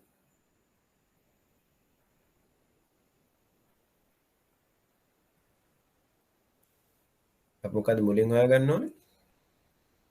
අපි හොයාගන්න ඕනේ මුළු දරදේශීය නිෂ්පාදිතය නේද?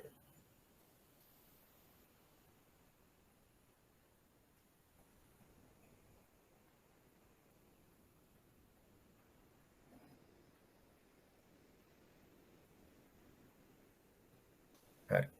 දැන් මුළු දරදේශීය නිෂ්පාදකයේ දීලා තියෙනවද? ඒක දීලා තියෙනවා. දරදේශීය නිෂ්පාදිතය වෙළඳපොළ මිලානෝ රුපියල් බිලියන වලින් දීලා තියෙනවා ගානට 2016 දී 5600යි කියලා දීලා තියෙනවා. අපි 2018 හදමු කුලේ.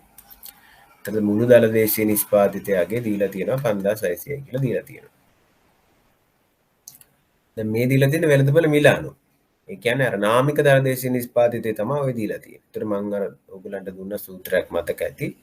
දරදේශීය නිෂ්පාදිත අවදමකය කියන. ඔතන තිබ්බේ මොනවද?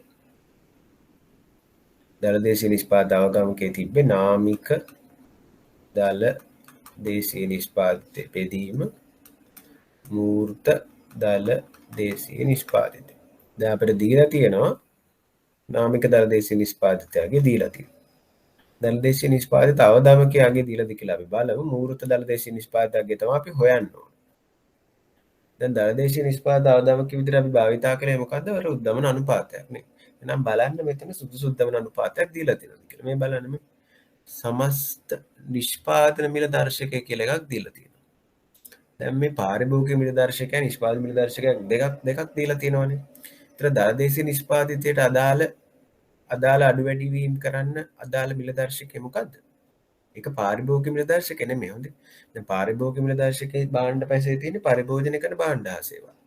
නිෂ්පාදනය කරන භාණ්ඩ පැසේ අපි අපනයනය සඳහා නිෂ්පාදනය කරන ඒවා වාහන නිෂ්පාදනය කරන රටක නම් වාහන අපේ නම් තේපොල් රබර් නිෂ්පාදන මේ හැමදේම අවශ්‍ය හැමදේම අදාළ කරලා තියෙන්නේ මේකේ. එහෙම නැත්නම් අපි අපි මොන හරි තොරතුරු තාක්ෂණ නිෂ්පාදනය කරනවා නම් ඒවා මේ හැමදේම මේක ඇතුලේ ඉන්නවා. ඒතර මේ හැමදේම භාවිතා කරලා හදපු නිෂ්පාදන මිල දර්ශකය තමයි අපි දළදේශීය නිෂ්පාදිත අවදමනය කිරීම සඳහා භාවිතා කරන්න අවශ්‍ය කරන්නේ. ඒතර ඒකයාගේ 2010 කීයද? 136.3. ඒතර මේ දළදේශීය නිෂ්පාදිත අවදමකයාගේ විතර මේ 136.3 අපිට භාවිතා කරන්න පුළුවන්.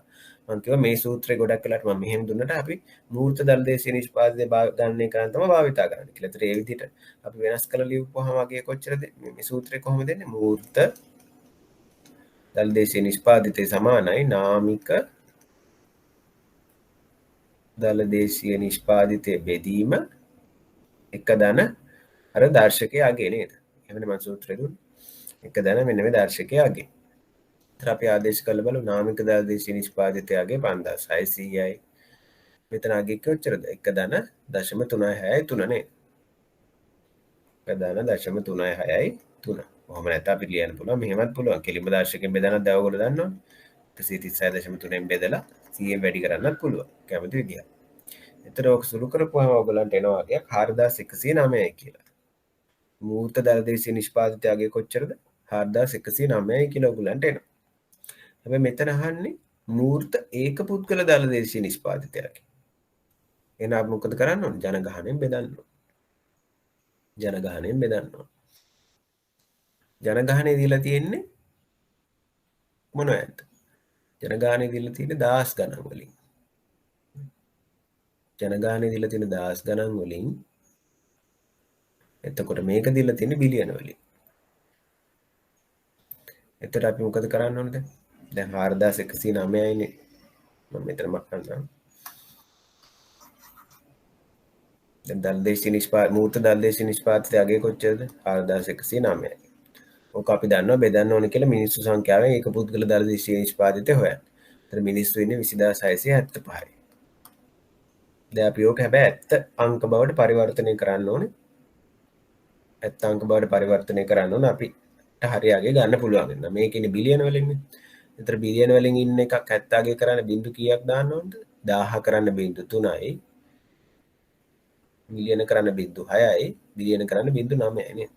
1 2 3 4 5 6 7 8 9ක් එනවා බිංදු. මේ තියලා තියෙන දහස් ගණන් වලින් ඒතර මේක ජනගහනය කරන්න බිංදු 3ක් දාන්න. ඒතර කැල්කියුලේටර් එක ගහලා ඉවරලා උතර ඔයගලන්ට අගයක් ගන්න පුළුවන්. 1,98,722යි කියලා. ඕක තමයි මූර්ත ඒක පුද්ගල දළදේශීය නිෂ්පාදිතය අගය. ඔය 2010 වසර සඳහා. ඔය වගේම ඔයගොල්ලෝ ගෙදරදී හදලා බලන්න 2011-12 අවුරුදු වලට අදාළ අගය මම මෙතන දාගෙන යන්නම්. 2011 ඔයගොල්ලන්ට එන්න ඕනම හදපුවාම 2,13,222ක්. 2012 එන්න ඕන අගය 2,38,427ක්. 2013 ඔය වගේ අගය එන්න ඕන 2,51,923ක්. 2014 අගය 2,65,260යි. මේ ටික හදලා බලන්න එනවා නේද කියලා. මේ රෝම ඉලක්කම් 3. බලන්න අන්තිම ප්‍රශ්නේ. ඉහත ගණනය කිරීම වලට අනුව මූර්ත ආදායම අතින් බැංකු සේවකයෙකුගේ ජීවන තත්ත්වය සාමාන්‍ය පුරවැසියෙකුගේ ජීවන තත්ත්වයට යහපත්ද ඒ කුමක් නිසාද යන්න පැහැදිලි කරන්න.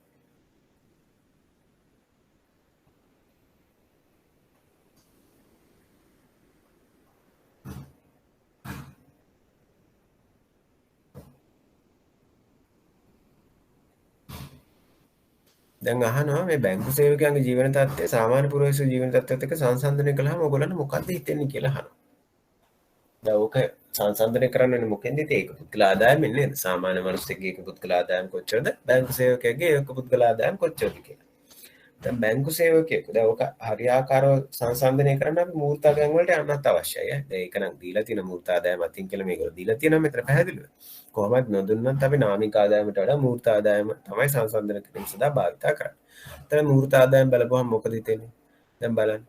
හැම අවුරුද්දම ගත්තොත් එහෙම 2010 අපි ගමුකෝ 2010 බැංකු සේවකයෙකුගේ වැටුප කොච්චර 40000යි ඔකේ මූර්ත ආදායම ආව 35000 35939 කියලා අපි 35000ක් කියලා ගමුකෝ හැබැයි දැන් සාමාන්‍ය මිනිස්සෙක්ගේ එක පුද්ගල ආදායම 2010 ගණනය කරපුවම අපිට ආවා කොච්චරද 1,98,000 කියන සාමාන්‍ය මිනිස්සු වැඩියෙන් ගේ ජීවන තත්ත්වය හොඳයි කියලා ඔයගොල්ලන්ට හිතනවා ඇතිනේ. හැබැයි මේ දීලා තියෙන වාර්ෂික අගය. මේ දීලා තියෙන වාර්ෂික අගය. දළදේශීය නිෂ්පාදනය මාසෙන් මාසෙ හදන්නේ නැහැ. දළදේශීය නිෂ්පාදිතය දෙන්නේ හැමතිස්සෙම කොහොමද? වාර්ෂික අගය දෙන දළදේශීය නිෂ්පාදිතය. ඒතර මේක අපි මාසෙට හොයන්න මොකද කරන්න ඕන? 12න් බෙදන්න ඕන. ඒතර මාසික ඒක පුද්ගල දළදේ මේක අචාරු වගේ වෙන තමයි ටිකක් මකන්නම්.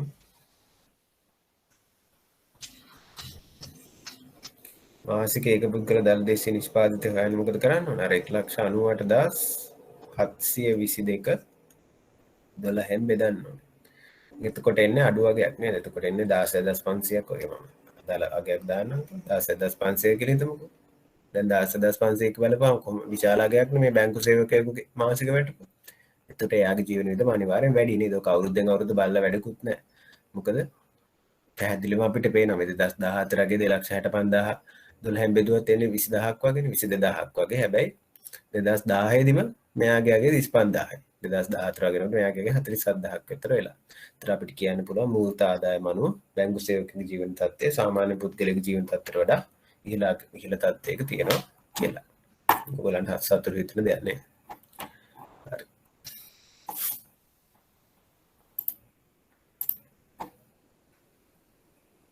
හොඳයි.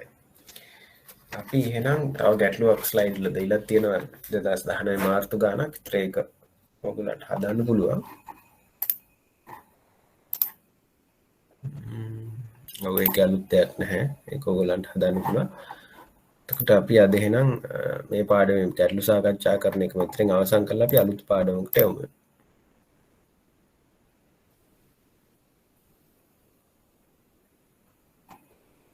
හරි බලන්න මේ පාඩමේ මොන හරි ප්‍රශ්න තියෙනවා අහන්න. ඉතුරු ස්ලයිඩ් එකේ තියෙන ඉතුරු ගැටලුවත් ඔයගොල්ලෝ ගෙදරදී උත්සාහ කරන්න.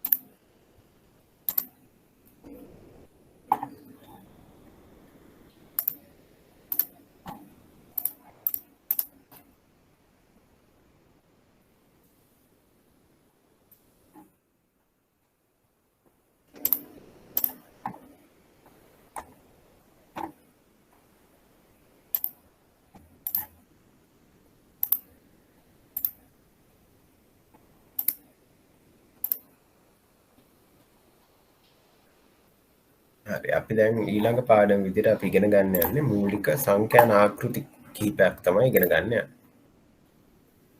මේ සංඛ්‍යාන ආකෘති කියලා කියන්නේ මොනවද?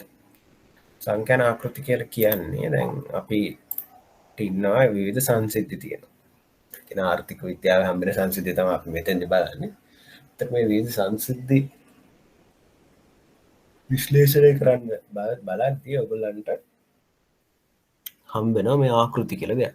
මේ ආකෘති ගොඩනගලා තියෙන්නේ මේ සංසිද්ධිය විස්තර කිරීම පහසු කරන්න ඇත්තට. ඒතර හිතන්නකෝ ඔයගොල්ලෝ මොකක් හරි විශ්ලේෂණය කරන්න හදන සංසිද්ධියකට ඉන්නවා කියලා විචල් 4ක් 5.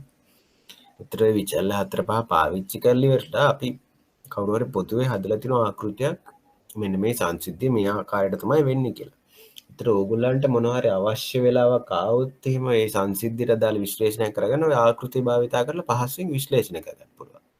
නැති වුණොත් එහෙම මොකද වෙන්නේ? ඔය ආකෘතියක් නැති වුණොත් එහෙම අර ඕගොල්ලන්ට ඔක විශ්ලේෂණය කරන්න උනා මුල ඉඳන්ම දත්ත මෙහෙම වෙන්නේ කියලා සමීකරණ හදලා අමාරුවෙන් ඔය දත්ත විශ්ලේෂණය කරගන්න වෙනවා. දැන් ආකෘතියක් ගොඩනගලා තිබ්බොත් ඔයගොල්ලන්ට කෙලින්ම ගිහලා මේ ආකෘතියට ආදේශනය කළා ඔයගොල්ලන්ට අවශ්‍ය ප්‍රතිඵල ටික ලබා ගන්න පුළුවන්. ඒකට තමයි මේ ආකෘති ගොඩනගලා තියෙන්නේ. ඉතින් අපි මේ පාඩමේදී ආකෘතිය වගේ ලේසි අපේ වැඩ පහසු කරන ආකෘති කිහිපයක් අපි ඉගෙන ගන්නවා. ඉතින් මුලින්ම අපි ඉගෙන ගන්න ආකෘතිය තමයි මේ ඉල්ලුම් සැපයුම් ආකෘතිය කියන එක. හරිද? ඉතින් ඉල්ලුම් සැපයුම් ආකෘතිය කියලා කියන්නේ මේ භාණ්ඩවල ඉල්ලුම හා සැපයුම කියන සාධක දෙක එකතු වෙලා කොහොමද භාණ්ඩවල මිල තීරණය කරන්න කියලා අධ්‍යයනය කරන ආකෘතිය තමයි මේක. දැන් මේ වගේ ආකෘතියක් නොතිබ්බනම් එහෙම අතර අපි මුලින් ඉඳන් මෙහෙම ඉල්ලුම් මෙච්චරක් තියෙනවා නම් සැපයුම් මෙච්චරක් තියෙනවා නම් කොහොමද මේ දෙක ගැලපෙලා මිල හොයන්නේ කියලා අමාරුයි හොයනවා. දැන් මේ ආකෘතිය ඉගෙන ගත්තම අපිට මොකද කරන්න පුළුවන්? ආකෘතියට පහසුවෙන් ආදේශනය කළ ඉවරලා මේ ඉල්ලුම අපේ ඉල්ලුම් මෙච්චර නම් සැපයුම් මෙච්චර නම් අපිට කොච්චර මිලක් මාකට් එකේ ලබා ගන්න පුළුවන්ද කියලා පහසුවෙන් පුරෝකථනය කරන්න පුළුවන්. හරි. ඒත් මේ ආකෘතිය අර්ථය අපි මුලින්ම ඉගෙන ගන්නවා ඉල්ලුම් නීතිය.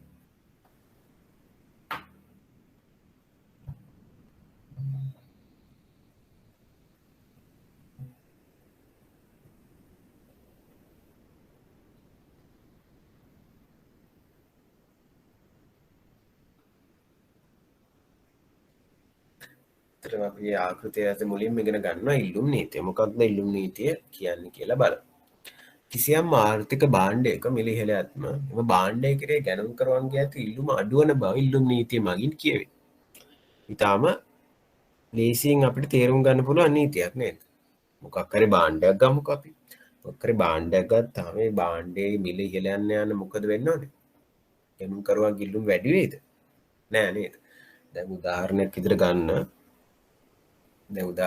ගන්න මේ දවස්වල අපේ වාහන වෙළඳපොළ. ඒතර දැන් වාහන වෙළඳපොළේ මිල අසීමිත ලෙස ඉහළ ගිහලා තියෙනවා දැන් පහුගිය කාලේ. ඒතර එහෙම අසීමිත ලෙස ඉහළ ගියහම මොකද වෙන්නේ? මිනිස්සුන්ට පුළුවන් දේ මිල දාලා ඉවරලා වාහන ගන්න. අපහසු වෙනවා නේද? ඒතර මොකද වෙන්නේ? ස්වභාවිකවම ඉල්ලුම අඩු වෙනවා නේද? ඒතර ඒක තමයි මේ කියන්නේ. දැන් එහෙම නැත්නම් අපි කියමු අනිත් අතට උදාහරණයක් කියමුකෝ. දැන් ඔන්න පීට්සා හට් එක අපි උදාහරණයක් ගමුකෝ. ඒතර පීට්සා හට් එක ඔන්න අපිට දෙන ඔෆර් එකක්. ඔෆර් එකක් දෙනවා. එකක් ගත්තාම තව එකක් නොමිල දෙනවා කියලා. ඒතර ඒකෙන් මොකක්ද වෙලා තියෙන්නේ? මිල පල්ලෙහා දාලා නේ. ඒතර මිල පල්ලෙහා දාපු ගමන් මොකද වෙන්නේ? අපි සාමාන්‍යයෙන් පුරුදු වෙලා ඉන්න මේ ඔෆර් එකක් නිකන් දවසට වඩා මේ ඔෆර් එකක් දැක්කම ප්‍රවණතාවක් අපි දක්වනවා ඒ භාණ්ඩෙ මිල දී ගන්න. ඒතර මිල පහළ යද්දි මොකද උනේ? අපේ තිබ්බ ඉල්ලුම් භාණ්ඩේ කෙරේ තිබ්බ ඉල්ලුම් වැඩි වුණා නේද? සේල් කියලා දාලා තියෙන හැමතිස්සෙම හැමතැනම. ඒතර සේල් කියලා දාලා තිබ්බහම මොකද වෙන්නේ? මිල පල්ලෙහා ගිහලා. මිල පල්ලෙහා ගියාම මොකද වෙන්නේ? මිනිස්සු වැඩියෙන් ගිහිල්ලා ඒ භාණ්ඩේ ලබා ගන්න. ඒතර මිල වැඩි වුණාම ඉල්ලුම අඩු වෙනවා. මිල අඩු වුණාම ඉල්ලුම වැඩි වෙනවා. ඊටාම සරල අපිට තේරුම් ගන්න පුළුවන් නීතියක් මේ ඉල්ලුම් නීතියෙන් කියවෙන්නේ නේ. හරි.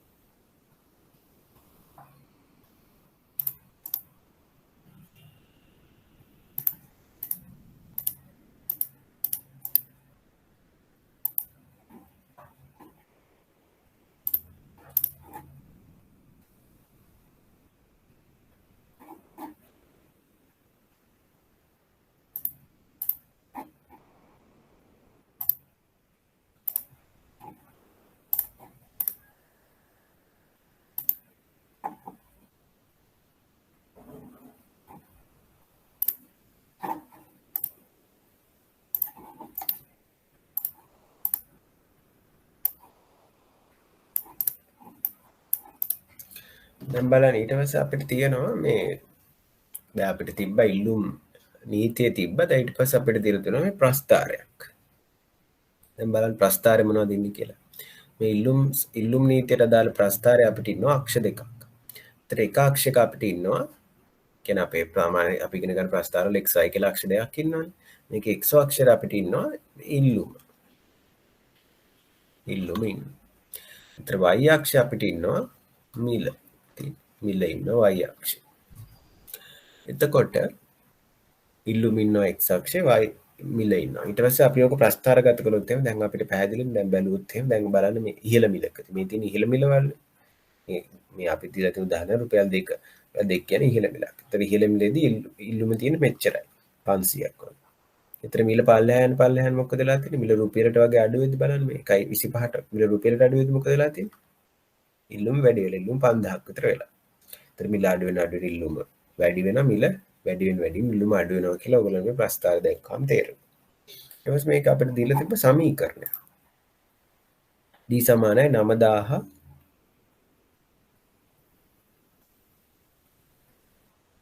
D සමානයි 9000 ඍණ 4000 P වෙන්න ඕන හරිද? සමීකරණයක් දීලා තියෙනවා D සමානයි 9000 ඍණ 4000යි p කියලා සමීකරණයක් දීලා තියෙනවා. දැන් මේ සමීකරණය මොකක්ද? මේ සමීකරණයට අපි කියනවා ඉල්ලුම් වක්‍රය කියලා. සමීකරණයට අපි කියනවා ඉල්ලුම් වක්‍රය කියලා. දැන් බලන්න ඕගොල්ලෝ සාමාන්‍යයෙන් ඉගෙන ගන්න සමීකරණ මතකද? y = mx ධන c ආකාරයේ සමීකරණ අපි ඉගෙන ගත්තේ. y = 2x ධන 1 වගේ සමීකරණ අපි ඉගෙන ගත්තේ. ඒතර මේ සමීකරණ වල කවුද ඉන්නේ මේ වම් අත පැත්තේ? වම් අත පැත්තේ ගොඩක් වෙලාවට උක්ත වෙලා ඉන්නේ y අක්ෂය නේද? එහෙනම් දැන් ඒ ආකාරයෙන් අන්නේ ෆෝමැට් එකෙන් මේක සමීකරණ දුන්නම් අපිට එන්න ඕනේ මිල සමාන ඉල්ලුම මොකක් හරි කියලානේ. දැන් මේ d කියන්නේ ඩිමාන්ඩ් එක ඉල්ලුමනේ. මේ ඉල්ලුම මේ තියෙන්නේ මිල. හැබැයි මෙතන ඉන්නේ එහෙම p සමානයි d මොකක් හරි එකක් නෙමෙයිනේ. 2යි d ධන 5 ඔය වගේ එකක් නෙමෙයි. මේ d තමයි උක්ත වෙලා ඉන්නේ. මෙහෙම එකක් නෙමෙයි දීලා තියෙන්නේ. ඒතර මේ සාමාන්‍ය මේ ඉල්ලුම් සැපියුම් නීතියට දාල සමීකරණේ ගොඩක් වෙලාවට අපිට පොදුවේ දකින්න හම්බෙන්නේ මේ x අක්ෂය උක්ත කරපු සමීකරණ තමයි අපිට දකින්න හම්බෙන්නේ. ඒතර එයාට අපි කියනවා ඉල්ලුම් වක්‍රය කියලා. දැන් බැරි වෙලාවත් අපිට y = mx ධන c ආකාරයට මේක හරව ගන්න අවශ්‍ය කරන මොකද කරන්න ඕනේ? අපිට මේක p උක්ත කරගත්තා නම් ඉවරයි. අපි p උක්ත කරලා බලමු. ඒතර d = 9 4000යි p. එහෙනම් අපි 4000යි p දාමු වම් අත පැත්තට. 4000යි p වම් අත පැත්තට දාපුවාම 9000 d දාන දකුණු අත පැත්තට 9000 නේ d වෙනවා. ඊට පස්සේ p උක්ත කරන 4000න් බෙදමු. ඒතර p = 9 බෙදීම 4 ඍණ p බෙදීම 4000. මෙයාට අපි කියනවා ඉල්ලුම් ශ්‍රිතය කියලා. මෙයාට අපි කියනවා ඉල්ලුම් ශ්‍රිතය කියලා. දැන් මේ ඉල්ලුම d උක්ත කරපු එකට අපි කිව්වක් මොකද්ද? ඉල්ලුම් වක්‍රය. ඒ වගේම මිල උක්ත කරපු එකට අපි මොකක්ද කියන්නේ? ඉල්ලුම් ශ්‍රිතය. ඒතර මේක අපිට අවශ්‍ය පරිදි එහාට මෙහාට කරලා වෙනස් කර ගැනීම නිදහස අපිට තියෙනවා. හරි.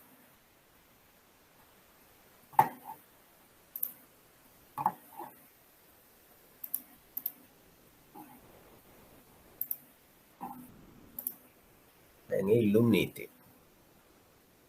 ඊළඟට අපි ඉන්නවා කවුද?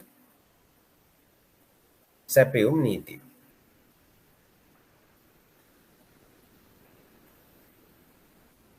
කිසියම් ආර්ථික භාණ්ඩයක මිල ඉහළයත්ම විකුණුම්කරුවන් විසින් එම භාණ්ඩයේ සැපයුම් වැඩි කරන බව සැපයුම් නීතිය මගින් කියනවලු.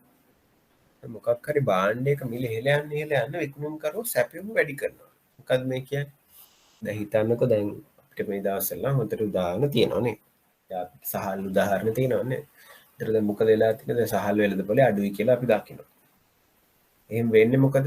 ආණ්ඩුව මිල පාලනයක් ගෙනවා. ඒතර මිල පාලනයක් ගෙනකම සහල් විකුණන්න පුළුවන් රුපියල් අපි හිතමුකෝ සම්භාහාල් විකුණන්න පුළුවන් 125ට කියලා කියනවා. ඒතර භාණ්ඩයේ මිල අඩුයි. ඒතර භාණ්ඩයේ මිල අඩු වුණාම සැපයුම් කරු වෙළඳපොළට ඕක දානවද? නැහැ. සැපයුම් කරු වෙළඳපොළ දාන්නේ නැහැ. ඊට පස්සේ ආණ්ඩුව ටික දවසකින් මිල පාලනය අයින් කරනවා. ඊට පස්සේ ඒගොල්ලෝ සැපයුම් කරුවෝ කියනවා අපි සහල් 160 විකුණන්න කැමතියි කියලා. එතකොට ඒගොල්ලෝ සැපයුම් වැඩි කරනවද? ඔව්. ඒගොල්ලෝ ඇවිල්ලා කඩවලට බඩු දානවා ප්‍රශ්නයක් නැතුව එතකොට. ඒතර මිල වැඩි වුණාම මොකද වෙන්නේ? මිල වැඩි වුණාම ඒගොල්ලන්ට වැඩියෙන් ලාභයක් ගන්න පුළුවන්. ඉතින් සැපයුම් කරුවෝ සැපයුම අනිවාර්යෙන් වැඩි කරනවා. මිල අඩු කරපුවාම ඒගොල්ලෝ භාණ්ඩ අංග ගන්නවා නේද? ඒ කියන්නේ භාණ්ඩ අංග ගන්නවා කියන්නේ භාණ්ඩ ඒගොල්ලෝ විකුණන අකමැත්තක් දක්වනවා. මොකද පාඩු විකුණන්න කැමති නැහැනේ. ඒතර කිසියම් ආර්ථික භාණ්ඩයක මිල එළියත් මොකද වෙන්නේ? සැපයුම් වැඩි කරනවා. මිල පහළ යද්දී සැපයුම අඩු කරනවා. ඒතර අර වගේ මේ ආකාරයේ ප්‍රස්තාරයක් නෙමෙයි. දැන් ඉල්ලුම් ප්‍රස්තාරය තිබ්බේ. ඍණ ප්‍රස්තාරයක්නේ. අඩු වෙනකොට වැඩි වෙනවා, වැඩි වෙනකොට අඩු වෙනවා. මේක වැඩි වෙනකොට වැඩි වෙන එක. මිල වැඩි වෙනකොට සැපයුම වැඩි වෙන ප්‍රස්තාරයක් තමයි මේකේ. මෙතන අපිට දීලා තියෙනවා S = 1000 4000 p කියලා ප්‍රස්තාරයක් දීලා තියෙනවා. හරි.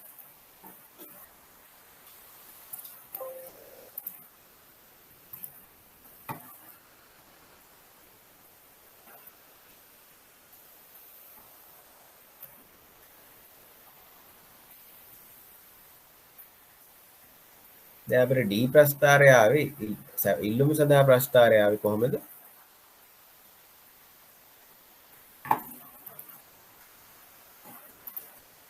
නවදාරින 4000 p කියලා.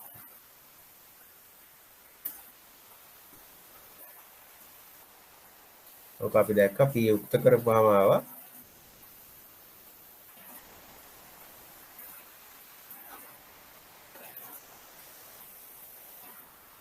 ඍණ d බෙදීම 4000 ධන 9 බෙදීම 4 කියලා. මේක අර ඍණ අනුක්‍රමණයක් තියෙන නේද? p උක්ත කරපුවාම හරිනේ ඍණ අනුක්‍රමයක් නේ තියෙන්නේ මේ ඉල්ලුම් ප්‍රස්තාරේ. හැබැයි දැන් සැපියුම් ප්‍රස්ථාරය කොහොමද තියෙන්නේ? සැපියුම් ප්‍රස්ථාරය තියෙන්නේ S සමානයි 10 ධන 4000යි p නේ.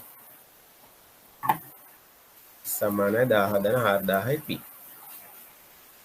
ඒතර ඕකෙත් අපිට පුළුවන් සැපියුම් මේ තියෙන සැපියුම් වක්‍රය. මේ තියෙන්නේ සැපියුම් වක්‍රය. සැපියුම් ශ්‍රිතය අපි ගන්න කරමු. සැපියුම් ශ්‍රිතය. ශ්‍රිතය ගන්න කරන්නේ මොකද කරන්නේ? p යුක්ත කරන්නේ. ඒතර අපිට එනවා 4000යි p සමානයි s ඍණ 1000යි කියන්නේ. p එනවා s බෙදීම 4000 ඍණ 1/4. මේක මොකද්ද? මේ ධන අනුක්‍රමණයක් තියෙන්නේ. හරිනේ සැපියුම් වක්‍රය ඒ වගේ එකක් තමයි. මෙහෙම එකක් නෙමෙයි සැපියුම් වක්‍රය.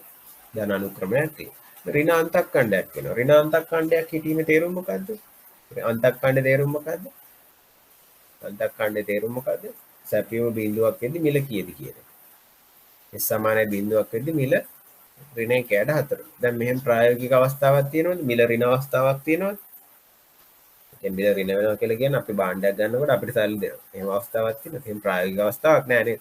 ඒතර මේ ප්‍රස්ථාරේ මේ වළංගු වෙන්නේ මෙන්න මේ වගේ හරියක විතරයි. කියන්නේ මෙහෙම කියන්නේ මේ ප්‍රස්ථාරේ මෙහෙම දිග් ගැස්සලා වෙලා ඍණාන්තක ඛණ්ඩයක් කියන තරම් දිග් ගැස්සෙන්නේ නැහැ. මෙන්න මේ වගේ ප්‍රමාණයක විතරයි මේ ප්‍රස්ථාරේ වළංගු. ඒකයි මේකෙන් කියවේ. ප්‍රායෝගික අර්ථය තියෙන්නේ මේ වගේ පරාසයක විතරයි. ඒක තමයි ඒකෙන් තේරුම් ගන්න. ප්‍රස්ථාරේ සමීකරණ තිබ්බ පළියට ඒක හැම මේ මුළු x අක්ෂයේ හැම දත්ත ලකුණකට දාලා මේක වළංගු නැහැ. හරි දැන් ඔයගොල්ලෝ දන්නවා ඉල්ලුම් වක්‍රය දන්නවා ඉල්ලුම් වක්‍රය දුන්නාම ඉල්ලුම් ශ්‍රිතය ගන්න දන්නවා සැපියුම් වක්‍රය දන්නවා සැපියුම් වක්‍රය දුන්නාම සැපියුම් ශ්‍රිතය ගන්න දන්නවා ඊපස්සේ ඉල්ලුම් වක්‍රයේ හැඩය දන්නවා මෙහෙම මේ වගේ බෑවුමක් තියෙන එකක් කියලා සැපියුම් වක්‍රයේ හැඩය දන්නවා නෝමල් මේ වගේ බෑවුමක් තියෙන එකක් කියලා හරි ඒතර මූලික ඉල්ලුම් නීතිය සැපියුම් නීතියට දාලා මූලික කරුණු ටික ඔයගොල්ලෝ දැන් දන්නවා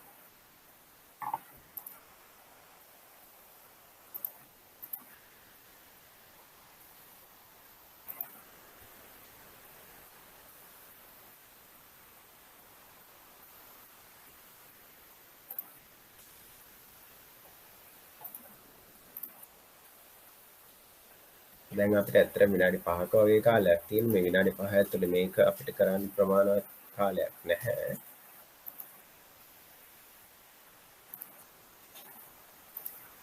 මොකද මම සරලව කියන්නම් සමතුලිතතාව කියලා ඇති වෙන්නේ මොකක්ද කියලා. දැන් අපිට හිතන්න කොන්නෝ ශ්‍රිතයක් ඉන්නවා කියලා. දැන් මේක ඉන්නව මොනවද? භාණ්ඩ ප්‍රමාණය. ඉල්ලුම හා සැපයුම කියලා කිව්වේ භාණ්ඩ ප්‍රමාණයනේ. මේ අක්ෂයේ ඉන්නව කවුද? මිල. එතකොට අපි මේ එකම ප්‍රස්ථාරේ මොකක් හරි භාණ්ඩයක් සඳහා කියලා හිතන්නේ. වාහන සඳහා කියලා අපි හිතමු. ඒතර වාහන සඳහා සැපයුම් ඉල්ලුම් වක්‍රය අඳිනවා. ඉල්ලුම් වක්‍රය ඔය විදිහට තියෙනවා. ඊට පස්සේ ඔය විදිහටම අපි මොකද කරන්නේ? සැපයුම් වක්‍රයක් අඳිනවා. සැපයුම් වක්‍රය ඔය විදිහට තියෙනවා. ඊට පස්සේ දැන් මෙන්න මේ දෙන්න එක තරගදී කැපෙනවා අපි දකිනවා. මේ දෙන්න එක තැනකදී මොකද වෙන්නේ? කැපෙනවා. එහෙම නැත්නම් අපි කියන මේ දෙන්න වක්‍ර දෙක ඡේදනය වෙනවා කියලා. මේ ඉන්නේ කවුද? ඉල්ලුම් වක්‍රය. මේ ඉන්නේ කවුද? සැපයුම් වක්‍රය. ඒතර මේ දෙන්න එක තැනකදී මොකද වෙන්නේ? මේ විදිහට ඡේදනය වෙනවා. ඒතර මෙන්න මේ ඡේදනය වෙන ලක්ෂයට අපි කියනවා මේක අපි තවදුරටත් ගැඹුරින් හදාරමු ලබන සතියේ. අපි කියනවා මෙන්න මේ ඡේදනය වෙන ලක්ෂයට සමතුලිත ලක්ෂය කියලා. සමතුලිත ලක්ෂය කියලා. සමතුලිත ලක්ෂයේදී මොකද වෙලා තියෙන්නේ? එහෙනම් ඡේදනය වෙන්නේ ඇයි? මේ ඉල්ලුමයි සැපයුමයි සමාන වෙලා. ඇයිනේ? බලන්න ඉල්ලුම් වක්‍රය දිහා. මේ තියෙන ඉල්ලුම් වක්‍රය. ඒතර ඉල්ලුම් වක්‍රයට දාල ප්‍රමාණය මේ වෙලාවේ මෙච්චරයි. සැපයුම් වක්‍රයට දාල ප්‍රමාණයත් මේ වෙලාවේ මෙච්චරයි නේ. කමාගේ. ඒතර මේ සැපයුම් වක්‍රයට දාල ප්‍රමාණය සහ සැපයුම් වක්‍රයට දාල ප්‍රමාණය සහ ඉල්ලුම් වක්‍රයට දාල ප්‍රමාණයත් සමාන වෙලා සැපයුම් වක්‍රයට දාල මිල සහ ඉල්ලුම් වක්‍රයට දාල මිලත් සමාන වෙනවා. ඒතර මේ වක්‍ර දෙකට දාල මිල සහ ප්‍රමාණයන් කියන දෙක සමාන වෙන අවස්ථාව තමයි මේ වක්‍ර දෙක ඡේදනය වෙන අවස්ථාව. මේ ලක්ෂ්‍යය අපි කියන්නේ මොකද්ද? සමතුලිත ලක්ෂ්‍යය කියලා කියනවා. එතකොට දැන් මොකක් හරි භාණ්ඩයක් හා සේවාවකට මේ විදිහට අපි සැපයුම් සහ ඉල්ලුම ප්‍රස්ථාරගත කරොත් එහෙම සාමාන්‍යයෙන් වෙළඳපොළ තුළ පවතින මොන ලක්ෂ්‍යයද පවතින්නේ? සමුද්‍රිත ලක්ෂ්‍ය. මොකද සමුද්‍රිත ලක්ෂ්‍ය පවතින්නේ නැතොත් එහෙම මේ භාණ්ඩ ඉල්ලුම හා සැපයුම සමාන වෙලා නැතුව අර අපි කියනවා අකාර්යක්ෂම වෙළඳපොළක් නිර්මාණය වෙනවා කියලා. එතන හැමතිස්සෙම දැන් මෙතෙන්ද එන්නේ මොකද්ද? ඉල්ලුමද වෙනස් වෙන්නේ, මේ ප්‍රමාණද වෙනස් වෙන්නේ, මිලද වෙනස් වෙන්නේ. මේ සැපෙන ප්‍රමාණය හා ඉල්ලුම් කරන ප්‍රමාණය අනුව මේ වක්‍ර දෙක කැපිලි වෙරලා මේ මිල තමයි මෙතෙන්දී තීරණය වෙන්නේ. එතකොට අපි මේකට කියනවා මේ වෙළඳපොළ බලවේග අනුව මිල තීරණය වෙනවා කියලා. ඒ කියන්නේ මේ හැමතිස්සෙම අපි මේ වෙළඳපොළ ආර්ථිකයක් තුළදී ඒ කියන්නේ පාලන මිලක් කවුරු හරි දැම්ම නැතොත් එහෙම හැමතිස්සෙම වෙළඳපොළ මිල තීරණය වෙන්නේ කොහොමද? ඉල්ලුම කිසියම් භාණ්ඩ සපයන අය. අපි උදාහරණයක් විදිහට ගමු. සහල්. ඒතර සහල් සපයන අය ඉන්නවා. ඒතර සහල් සපයන අය සපයන්න කැමති මිලක් ඉන්නවා. ඊට පස්සේ සහල් මිලදී ගන්න අයත් අසීමාන්ත ලෙස මිලදී අරගෙන ඉන්නවා සහල් ගන්න. සහල් වෙනුවට වෙන මොනවද? ඒ කියන්නේ සහල් පරිභෝජන අනිවාර්යෙන් අඩු කරනවා නේද? අසීමාන්ත ලෙස මිල ගෙවලා ගන්න මිනිස්සු දාන්නේ නැහැ. ඒතර අන්නේ සහල් සඳහා තියෙන ඉල්ලුම හා සැපයුම කියන ප්‍රමාණයන් දෙක සමාන වෙන මිලට තමයි මේ භාණ්ඩය විකිනේ. පැහැදිලි නේද? අතර අපි මේක උදාහරණයක් ඇසුරෙන් ලබන සතියේ අපි සාකච්ඡා කරගමු.